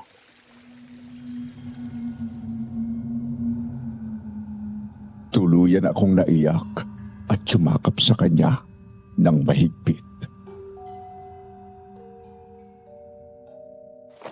Gusto kitang piliin, Andrew. Gusto kong sumama na lang sa'yo. Huwag. Mahihirapan ka lang kapag sumama ka sa akin. Alam mo na mahal kita. Kaya nga nagpaparaya ako dahil alam ko ang mas ikabubuti mo. Tama na sa akin na maramdaman ko na mahal mo rin ako. Kung pwede lang, ikaw na lang ang pakasalan ko. Malay mo, kung totoo man na may reincarnation, sa susunod na buhay, pwede na tayo at hindi na magkaibang mundo natin. Bigla kami napatingala nang bumuhos ang malakas na ulan. Natawa kami nang wala sa oras at sumakay ulit sa kabayo, saka pinatakbo ito ng mabilis pabalik. Basang-basa kaming dalawa nang makarating sa kubo ni Andrew. Nagtatawanan pa kami nang makapasok sa loob. Hanggang sa huminto kami sa pagtawa at basta na lang hinalikan ang isa't isa. Nang araw na yon ay hindi ako nagdalawang isip at binigay ko ang aking sarili kay Andrew. Madilim na nang huminto ang malakas na ulan. Gaya ng nakagawian ni Andrew, hinatid niya ako hanggang sa bahay habang sakay kami ng nag-iisang kabayo. Pero palapit pa lang ako ay natanaw ko na ang sasakyan ni Eugene. Nasa labas ito kasama si Ate Adele at hindi maipinta ang mukha. Bigla itong natigilan nang makita ko. Nang makababa kaming dalawa ay siya namang paglapit ni Eugene, nabakas ang galit sa mukha. Saan ka galing? Ha? Maliwanag pala na andito na ako ha. Hinanap kita pero sabi ng mga tauhan mo, magkasama daw kayo nitong lalaking ito. Saan kayo nagpunta? Eugene, ano bang kinagagalit mo? Inabutan kami ng ulan kaya sumilong kami. Nagsisinungaling ka. Niluluko mo ako. Pwede ba, Eugene? Kung nandito ka para mang-away, umalis ka na lang. Andrew, sige na. Bumalik ka na. Okay lang ako. Pero hindi nakinig si Andrew sa akin. Hindi ito umalis lalo na at mataas ang emosyon ni Eugene. Hindi. Kapag sigurado na ako na hindi ka niya sasaktan, Anong palagay mo sa akin? Ha? Ikaw, tauhan ka lang dito, hindi ba? Lumayo ka sa fiancé ko, pare. Eugene, Tama na yan. Hindi ko nakakalimutan kung ano ako rito. Hindi mo kailangang isampal sa mukha ko. Huwag na huwag ka nang makakalapit kay Kate. Lalayo ako kapag si Kate mismo ang nagpalaya sa akin. Aba, gago ka! Andrew, please. Sige na. Umalis ka na. Okay lang ako. Huwag kang mag-alala. Hindi niya ako sasaktan. Napilitang umalis si Andrew habang ako naman ay iniwan si Eugene sa labas. Pero agad itong sumunod sa akin. Sabihin mo nga sa akin, saan kayo pumunta ng lalaki yun? Sinabi na nila sa'yo, di ba? Ano bang gusto mong marinig? Umamin ka sa akin, Kate. Are you cheating on me? Are you in love with that man? Gusto mo ng totoo? Yes! Mahal ko siya! Pero alam naming pareho na hindi kami pwede. Kaya kung inaalala mo ang kasal, huwag kang mag-alala, tuloy pa rin yon. Susunod ako sa napag-usapan. Magpapakasal pa rin ako sa'yo. Hanggang doon na lang ba ang papel ko sa buhay mo? Nang dahil sa kontrata? Alam mo ang sagot ko dyan. Maniwala ka dahil pinigilan kong sarili ko na huwag mahulog sa kanya. Pero Eugene, hindi ko hawak ang damdamin ko. I'm sorry. Bukas na darating ang wedding invitation natin. Pagkatapos, ay fitting ng wedding gown mo. Susunduin kita bukas ng gabi. Dad and Mom wants to meet us for dinner. Alam kong mali, Sir Wilmore. Alam ko na nasaktan ko si Eugene. Kahit ako, ay hindi ko inaasahan na makilala ko si Andrew at mamahalin ko siya. Mabigat ang damdamin ko nang gumising ng umaga na yon. Kung gaano ako kasaya kahapon habang kasama si Andrew. Naging mabigat naman ang nararamdaman ko bago ako matulog. Sabagay, kasalanan ko rin. Nasaktan ko si Eugene. Kahit nasabihin ko na hindi ko siya mahal. Engaged pa rin kami. Hindi ko man siya mahal ay may relasyon pa rin ako sa kanya. Pero aminin ko, hindi ako halos nakatulog dahil sa pag-iisip ko kay Andrew. Kaya huminga ako ng malalim at bumangon para simulan ang araw ko. Matapos kong maligo at makapagbihis para maghanda sa pagpunta sa vet clinic ko, ay bumaba na ako para mag-almusal. Oh, kumusta ka na? Ewan, Ikaw naman. Masyado mong tinuto yung biro ko. Na-inlove ka nga talaga sa kanya. mabait si Andrew ate. Wala nang dumating siya rito, palagi niya akong inaalagaan. Palagi niyang sinisiguro na safe ako. Anong plano mo? Itutuloy mo bang kasal? Kailangan kong sundin yung napagkasunduan. Mas magiging mahirap para sa'yo kapag tinuloy mo. I'll be fine, ate. Ma'am! Ma'am Kate! Naputol ang pag-uusap naming dalawa ni ate nang humahangos na dumating si Mang Glenn. Halata sa mukha nito na natataranta ito at nag-aalala kaya napatayo ako. Mang Glenn? Anong nangyayari? May mga tao ho sa labas. Mga pulis at kinahanap si Andrew. Ano? Bakit daw po? May nakakita daw kay Andrew kagabi. Sinasabi nila na siya ang aswang. Ano ho? Anong kalokohan ang pinagsasabi nila? May nakakita daw kay Andrew na nagpalit Andrew mula sa pagiging malaking itim na aso tapos naging tao. Bago magpalit ang Andrew daw ay nakita nila na kinakain yung mga alagang manok nila. Tapos ayun, nagpalit ang Andrew bilang tao. Nagkataon na nakilala siya ng isa sa mga tauhan dito. Kaya agad na nagsumbong sa mga pulis. Ngayon, hinahanap siya at huhulihin daw. Ate Adele, ikaw na munang bahalang humarap sa kanila. Pupuntahan ko si Andrew. Sige, ako nang bahala sa kanila. Nagmamadali ako lumabas at tumakbo papunta sa pinaparadahan ng card. Pagkatapos ay agad ko yung pinatakbo ng mabilis. Hinanap ko si Andrew pero walang makapagsabi sa akin kung nasaan ito. Nang puntahan ko siya sa kubo ay wala ito doon. hanggang sa maalala ko ang lugar na pinupunta namin sa pinakadulo ng hasyenda. Madali akong sumakay kay Snow at pinatakbo ko siya ng mabilis. Makalipas ang ilang sandali, nakumpirma ko ang hinala ko nang matagpuan ko siya doon. Nakaupo sa bato kung saan kami pumwesto kahapon.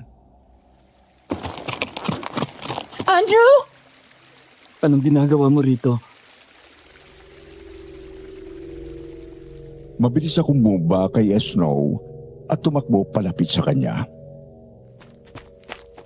May naghahanap sa mga pulis at mga tao sa bayan. Pinagbibintangan kanilang ikaw daw ang aswang. Sabi may nakakita daw na nagpalit ka ng anyo. Magtago ka, bilisan mo. Huwag ka munang babalik sa farm hanggat maliwanag pa. Kate, naniniwala ka ba sa kanila? Ano bang sinasabi mo dyan? Natural hindi. Hindi ka aswang, okay? Bilisan mo na, kumilos ka na. Umalis ka na muna at magtago ka. Huwag ka magpapahuli sa kanya dahil baka pahirapan ka lang ng mga pulis o kaya saktan ka ng mga taong bayan. Pero paano kung totoong sinasabi nila? Paano kung aswang ako? Mamahalin mo pa rin ba ako? Gaya ng pagmamahal mo sa akin ngayon? Ay, Andrew, ano bang point at tinatanong mo sa akin to? O sige, para matahimik ka. Oo ang sagot ko. Dahil mabuti ka. Kung totoong aswang ka, alam ko na hindi ka mananakit ng tao. Dahil kung masama ka, sa una pa lang dapat pinatay mo na ako. Napangiti ito sa katumayo at bumba mula sa bato. Pagkatapos ay hinalikan ako ng mariin sa labi. Babalikan kita palagi kapag kagat ng dilim. Palagi lang ako nakabantay sa'yo. Kahit saan. Sa lahat ng oras. Kahit anong mangyari. Oh, para sa'yo. Kapag may nakita ka na ganitong bulaklak sa paligid mo, ibig sabihin, nasa paligid mo lang ako. Sige, mag-ingat ka ha. Hihintayin kita. Tandaan mo, mahal na mahal kita. Sana'y walang magbago sa damdamin mo para sa akin. Mahal na mahal din kita, Andrew. Wala akong nagawa ng sandaling yun kung hindi ang sundan ng tingin si Andrew habang tumatakbo ito palayo papasok sa masukal na kagubatan. Pakiramdam ko ay dinala nito ang puso ko sa pag-alis niya. Nang makabalik ako ay agad kong binalik si Snow sa kwadra niya. Saka ako bumalik sa bahay. Nabutan ko si Ate Adele na pabalik na mula sa main gate ng asyenda kasunod ang mga pulis. Pasimple lang akong tumango habang sinamahan nito ang mga pulis na ikutin para hanapin si Andrew. Lumipas ang ilang gabi, inakala ko na noong araw din na yon na umalis si Andrew ay babalik din ito kinagabihan. Pero mula noon ay hindi na ito nagpakita pa sa akin. Hindi ako makatulog ng maayos sa pag-aalala. Gabi-gabi ay naghihintay ako sa pagbalik ni Andrew. Pero ang tanging naabutan ko lang kinaumagahan ay isang piraso ng daisy. Ibig sabihin ay nasa paligid ko lang siya. Pero hindi ko maiwasang magtampo dahil hindi ito nagpapakita sa akin. Babe, are you listening? Doon ako napakurap at bumalik ang atensyon ko kay Eugene. Naroon niya pala ito at sabay namin kumakain ng dinner ng ate ko. Sorry, ano nga ulit ang sinasabi mo? Wala ka na naman sa sarili mo. Nagkatinginan kami ng ate ko. Palihim lang itong bumuntong hininga at umiling. Sorry, pagod lang ako. Ano yung sinasabi mo? Ang sabi ko, mabuti na lang at wala dito si Andrew. Munti ka pang mapahamak. Aswang naman pala. Kaya kita pinagbawalan noon na makipaglapit sa kanya dahil alam ko na delikatong tao siya. Oh, please. Ayaw mong makipagkita ako sa kanya kasi nagsiselos ka. Kasama na rin yun. Gaya ng sabi ko, wala kang dapat ipag-alala. Hindi ako aagawin ni Andre sa'yo. Tuloy ang kasal natin. Kung pwede ko lang madali lang kasal eh. Maya-maya ay dumating ang kasambahay at sinabing may lalaki daw na nasa gate at naghahanap kay Andrew at nagpakilala na pinsan nito na nagkangalang Brando. Kaya agad akong tumayo at tumakbo palabas ng bahay. Magkahalong kaba at pananabik ang nararamdaman ko sa mga sandaling yon habang tumatakbo ako papunta sa gate. Baka sakali na may balita na ito tungkol kay Andrew. Pagdating ko sa gate ay naabutan ko ang isang lalaki na nasa tansya ko ay mas matangkad kaysa kay Andrew. Mas maskulado din ang katawan nito pero magkamukha ang magpinsan. Good evening. Halika, pasok ka. Magandang gabi din po, ma'am. Ako po si Brando. Hi, nice to meet you. Kate ang pangalan ko. Pinsan ka raw ni Andrew? May balita ka na ba tungkol sa kanya? Iyan nga ho, sadya ko rito. Itatanong ko sana kung nandito pa siya. May nakapagsabi po kasi sa akin na dito raw nagtatrabaho ang pinsan ko. Oo, tama ka. Pero, umalis na siya. Hindi ko alam na sumunod pala sa akin si Eugene. Hinawakan niya ako sa kamay at nilayo ito. Huwag kang lumapit yan. Magpinsan sila, di ba? Baka mamaya aswang din yan. Tumahimik ka nga. Nakakahiya naman sa tao. Para lang sure. Nabalitaan ko nga po. Narinig ko ang usapan sa bayan na aswang daw si Andrew. Pasensya ka na, Brando. Hindi ko alam kung bakit at saan galing ang balitang yon. Baka mamaya kasi napagkamalan lang si Andrew dahil kamukha niya yung aswang. Pero totoo nga na may aswang dito. Ilang beses na akong muntik mapatay pero palaging swerte at nakakaligtas. Itong huli, si Andrew ang nagligtas sa akin. Ganon po ba? Oo. Sorry kung wala akong may babalita na maganda sa'yo. Hanggang ngayon kasi, hindi pa rin siya bumabalik eh. Actually, hinihintay ko rin siya. Ganon ba? Ang totoo po niyan, naparito ako para talaga siguraduhin na nakalis na siya. Anong ibig mong sabihin? Hindi ka na dapat nakialam nung una. Kung sana lang ay hinayaan mo siyang mamatay. Pero ginamot mo pa siya at pinatuloy rito. Ang mga kagaya niya na hindi sumusunod sa tradisyon ng lahi namin ay walang silbi sa mundo na ito at dapat tinapos lang. Sandali lang. Hindi kita maintindihan. Ganun lang ang gulat namin ni Eugene nang bigla itong magpalit ng anyo bilang isang malaking asong itim. Ito ang aswang na siyang sumugod sa kanila ni Eugene doon sa beach at ilang beses na nagtangka sa buhay ko. Hindi ako pwedeng magkamali dahil tandang-tanda ko ang pulang mga mata nito. Tinago ako ni Eugene sa likod nito habang dahan-dahan kaming umaatras. Huwag kang tatakbo. Lalo tayong mahabulin yan. Anong gagawin natin? Shotgun. Hindi po may shotgun kayo? Nasa loob yun ng kwarto ni Dad. Hanggang sa nagulat na lang kami nang biglang dumating si Andrew. Galing ito sa likod bahay. Hinarang nito ang sarili sa amin. Doon ako pumiglas mula sa pagkakahawak ni Eugene. Andrew, wag! Pakiusap! Huwag mo siyang kalabanin, baka mapahamak ka! Eugene! Ipasok mo na si Kate sa loob. Halika na, Kate. Baka madamay ka pa eh. Hindi, sandali lang! Andrew! Please, huwag mo na gawin to, baka masaktan ka niya! Please, Kate. Iligtas mo lang ang sarili mo. Andrew, wag! Natulala ako nang biglang naging itim at malaking aso si Andrew. Doon ko lang na-realize na ang asong unang nagligtas sa amin ni Eugene doon sa beach at ang asong nagligtas na naman sa akin noong ikalawang beses doon sa loob ng farm ay si Andrew. Tinalo ni Andrew si Brando at gumulong ang dalawa papunta sa gitna ng damuhan. Tinulak ko si Eugene nang pilit niya akong hinihila papasok ng bahay. Nawala ang takot ko sa aswang. Nawala rin ang takot ko para sa sarili kong kaligtasan. Mas natakot ako at nag-alala ako para kay Andrew at sa maaring mangyari sa kanya. Sinundan ko sila nang tumakbo ang dalawa papasok ng asyenda.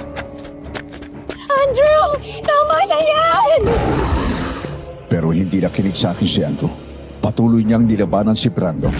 Doble ang sakit na nararamdaman ko sa tuwing naririnig ko siyang umiiyak sa bawat kagat na natatamo niya mula sa kalaban nito. Nang akma kong sugurin ni Brando, agad tumalon si Andrew sa harapan ko para muli akong protektahan. Pagkatapos ay galit na galit itong tumahol at umangil. Tama na, Andrew! Baka kung mapano ka pa eh. Ayaw ko may mayari masama sa'yo na dahil sa akin. Mas hindi ko kakayanin yun! Andrew! Matapos siyang tumahol sa akin at marahan akong tinulak nito gamit ang uso nito sa kamuling hinarang ang katawan sa akin. Nang muling sumugod si Brando ay sinalubong ito ni Andrew at nakagat ito ang pinsan sa lieg. Napahiga ito sa lupa pero agad nakabawi. Sa pagkakataon na yon ay nakagat na naman ito si Andrew. Hindi ko na kaya na manood na lang. Hindi ako papayag na walang gawin para iligtas ito. Ilang beses nang muntik isakripisyo ni Andrew ang buhay niya para sa akin. Kaya naman mabilis akong tumakbo pabalik ng bahay at nagmamadali na kinuha ko ang shotgun ng daddy ko. At isang kumot pang balabal. Palabas na ako nang harangin ako ni Eugene. Hindi ka babalik dun. Pabayaan mo sila. Hindi ako pwedeng maupo na lang dito at hayaan na lang na mamatay si Andrew. Mga aswang lang yun. Walang kaso kahit magpatayan pa sila dyan. Nagpanting ang tenga ko sa sinabi niya at sinampal ko ng malakas si Eugene. Baka nakakalimutan mo. Niligtas ni Andrew ang buhay mo. Siya ang malaking asong itim na nagligtas sa atin nun sa beach. Kung natatakot ka, dumito ka. Pero wag mo akong pipigilan. Tinabi ko si Eugene at muli akong tumakbo pabalik ng bahay. Napaiyak ako nang makitang nakahiga na si Andrew sa lupa.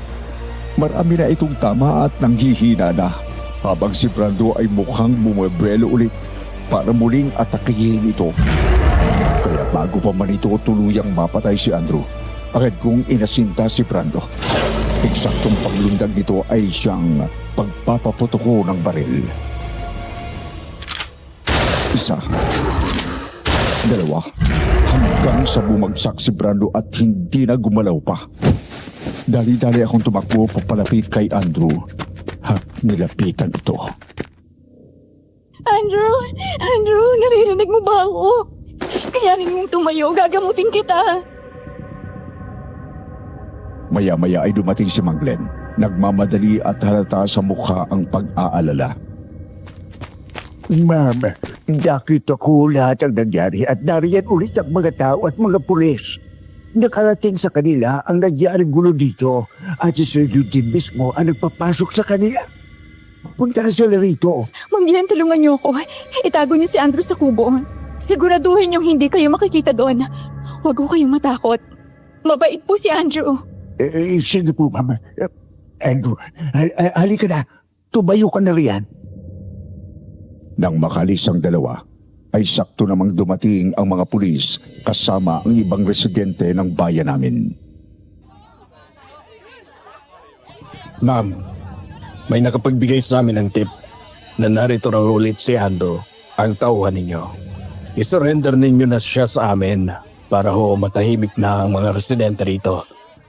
Matatahimik na ho tayo dahil wala nang aswang. Sinubukan niyo akong patayin kanina kaya nabaril ko siya ng 2 beses. Patay na ho siya. Wala na ho si Andrew. Sigurado ho kayo? Maya-maya ay bumalik din agad si Mang Glenn. Nakita ko rin mismo kung paano siya binaril ni ma'am. Si Andrew Gayan. Hindi ako magkakamali dahil Nakasama ko yan dito sa farm. At minsan ko nang nakita na nagpalit anyo siya bilang aswa. Kaya siya nga yan. Nagkatinginan kami ni Mang Glenn. Alam ko na sinakyan niya lang ang sinabi ko. Hindi ko maaaring sabihin sa mga pulis na buhay ang totoong Andrew dahil baka pati ito ay saktan at patayin ng mga ito. Sige po. Maraming salamat sa tulong ninyo. Ngayon ay mapapanatag na ang mga tao lalo na sa gabi. Nasaan yung katawan ng aswang? Tinuro ko ang wala ng buhay na katawan ni Brando na hindi na bumalik sa dating anyo nito na tao. Dahil walang may alam na dalawa ang aswang doon sa bayan namin at ako lang ang may alam ng pagkakaiba ni Brando at Andrew, kaya madali nila akong pinaniwalaan. Doon mismo sa loob ng asyenda sinunog ang katawan ni Brando. Nang makita ng mga tao na nagliliyab na ang katawan nito, ay saka pa lamang sila umalis. Samantala, nagmamadali akong pumunta kay Andrew. Mang Glenn, pakitawag ko si ate at sabihin niyo, kailangan magamot namin si Andrew. Opo, ma'am. Nakita mismo ng mga mata ko kung paano bumalik sa dating anyo si Andrew bilang tao. Agad kong kinuha ang kumot at tinakip yun sa hubad niyang katawan. Hinang-hina ito at puro dugo ang katawan dahil sa mga natamo nitong sugat. Maya-maya ay dumilat ito. Salamat sa pagliligtas mo sa akin. Ilang beses mo na akong niligtas. Kahit sa ganitong paraan, makaganti man lang ako sa kabutihan mo. I'm sorry kung nagpanggap ako, Kate. Totoo ang sinabi ng mga tao. Isa akong aswang. Pero hindi ako gaya ni Brando na kumakain at nananakit ng mga tao. Mga hayop lang ang kinakain ko. At kahit kailan ay hindi ako nanakit ng kahit na sinong tao. Purong tao ang nanay ko. At ang tatay ko naman ay aswang. Gaya ko, ay hindi rin siya kumakain ng mga tao. Nang mapangasawa niyang nanay ko, tumakas siya mula sa angka namin sa Capiz at namuhay na parang tao kasamang nanay ko. Galit sa amin ng tatay ko ang buong angka namin at gusto nila kaming patayin dahil ayaw naming sumunod sa tradisyon na kumain ng tao. Yon ang dahilan. Kaya ako hinahabol ni Brando. Ako ang kumakain noon ng mga alaga nating hayop dito sa farm. Pasensya ka na sa mga nagawa ko, Kate. May mga pagkakataon kasi na kailangan kong kumain ng buhay na laman loob ng hayop para bumalik ang lakas ko. Okay lang yun. Naiintindihan ko. Ito ang dahilan. Kaya sinasabi ko sa iyo na hindi tayo parehong ng mundo. Na kahit gusto kitang makasama habang buhay at bumuo ng pamilya kasama mo, ay hindi pwede. Ayoko magaya ka sa nanay ko na buong buhay tumatakbo at nagtatago kasama ni tatay. At gusto ko maging maayos ang buhay mo at tahimik. Dito komportable ka. Mahal na mahal kita, Andrew. Mahal na mahal din kita, Kate. Huwag ka na ulit umalis, please. Huwag mo na akong iwan ulit. Hindi pwede. Mapapahama ka kapag hindi ako umalis. Narinig ko. Sinabi mo sa mga tao na patay na ako. Kaya kailangan na manatili na akong patay sa paningin nila. Aalis ka ulit? Hindi mo lang ako makikita. Pero gaya ng sinabi ko sa iyo noon, palagi lang ako nakabantay sa iyo. Ipaparamdam ko sa iyo na nasa paligid lang ako. Kahit anong mangyari, hindi kita pababayaan. Umiyak ako nagyumakap kay Andrew. Isipin pa lang na hindi ko na siya makikita ay parang mamamatay na ako sa lungkot. Maya-maya ay dumating na ang ate Adele ko kasama si Eugene. Magkatulong kami ni ate na ginamot ang mga sugat ni Andrew hanggang sa matapos kami at tuluyang nakatulog si Andrew dahil sa pagod. Halika na, Kate. Bumalik na tayo. Hindi ako aalis dito. Kailangan ko siyang bantayan. Kate, ano ba? Mas pipiliin mo pa ba yan? Konting oras na lang ang meron kami. Huwag mo namang ipagkait sa amin yon. Sa ginawa mo ito, hindi mo pa naisip na nasasaktan ako. Pinagmumukha mo sa akin na talagang mas mahal mo ang aswang na yan. I'm sorry, Eugene. I'm so sorry. Eugene, mas mabuti pang pabayaan na lang muna natin sila. Kate, una na ako sa bahay. Kung may problema, tawagan mo lang ako, okay? Thank you, ate. Mag-uusap pa tayo bukas.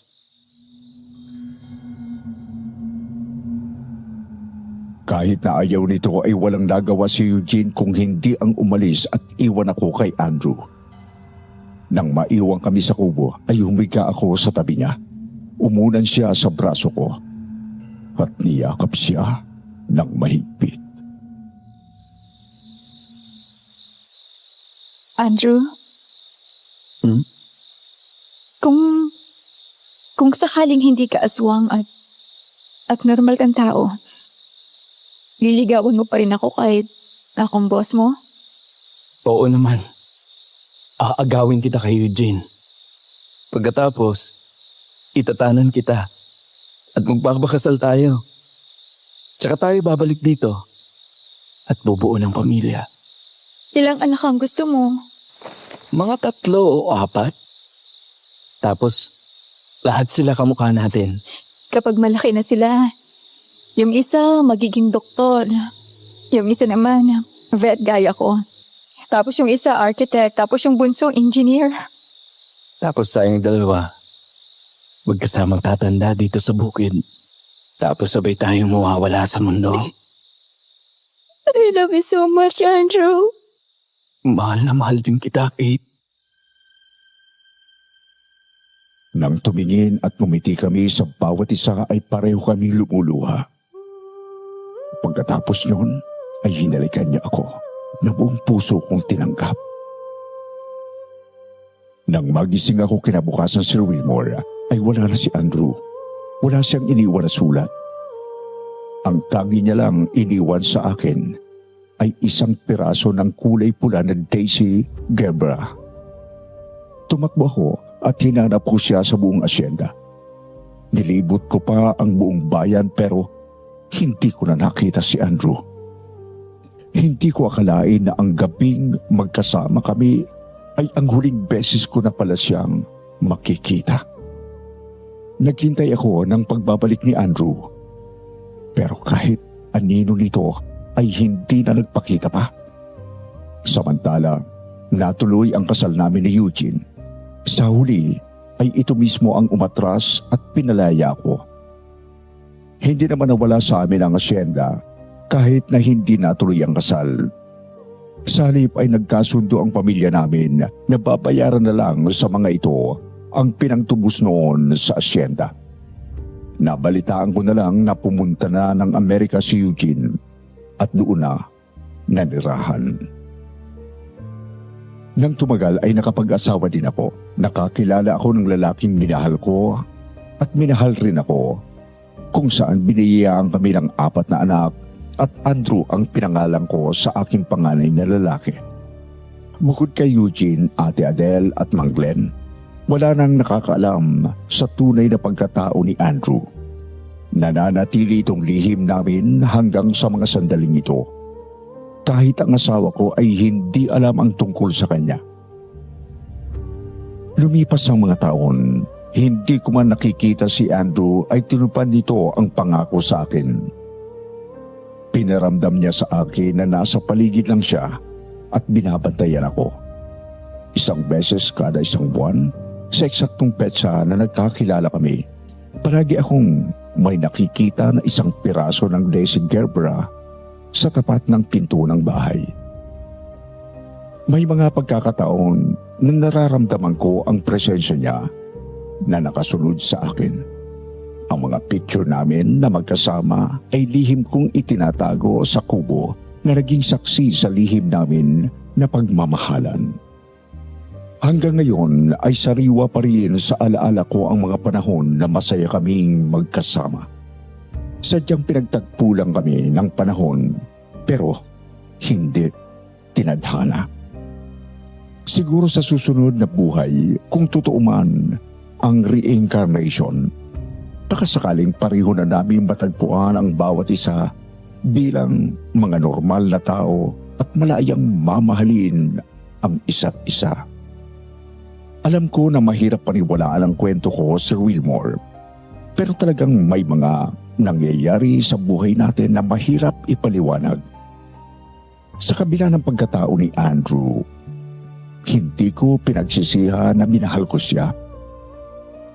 Sana ay nagustuhan ninyo ang aking kwento.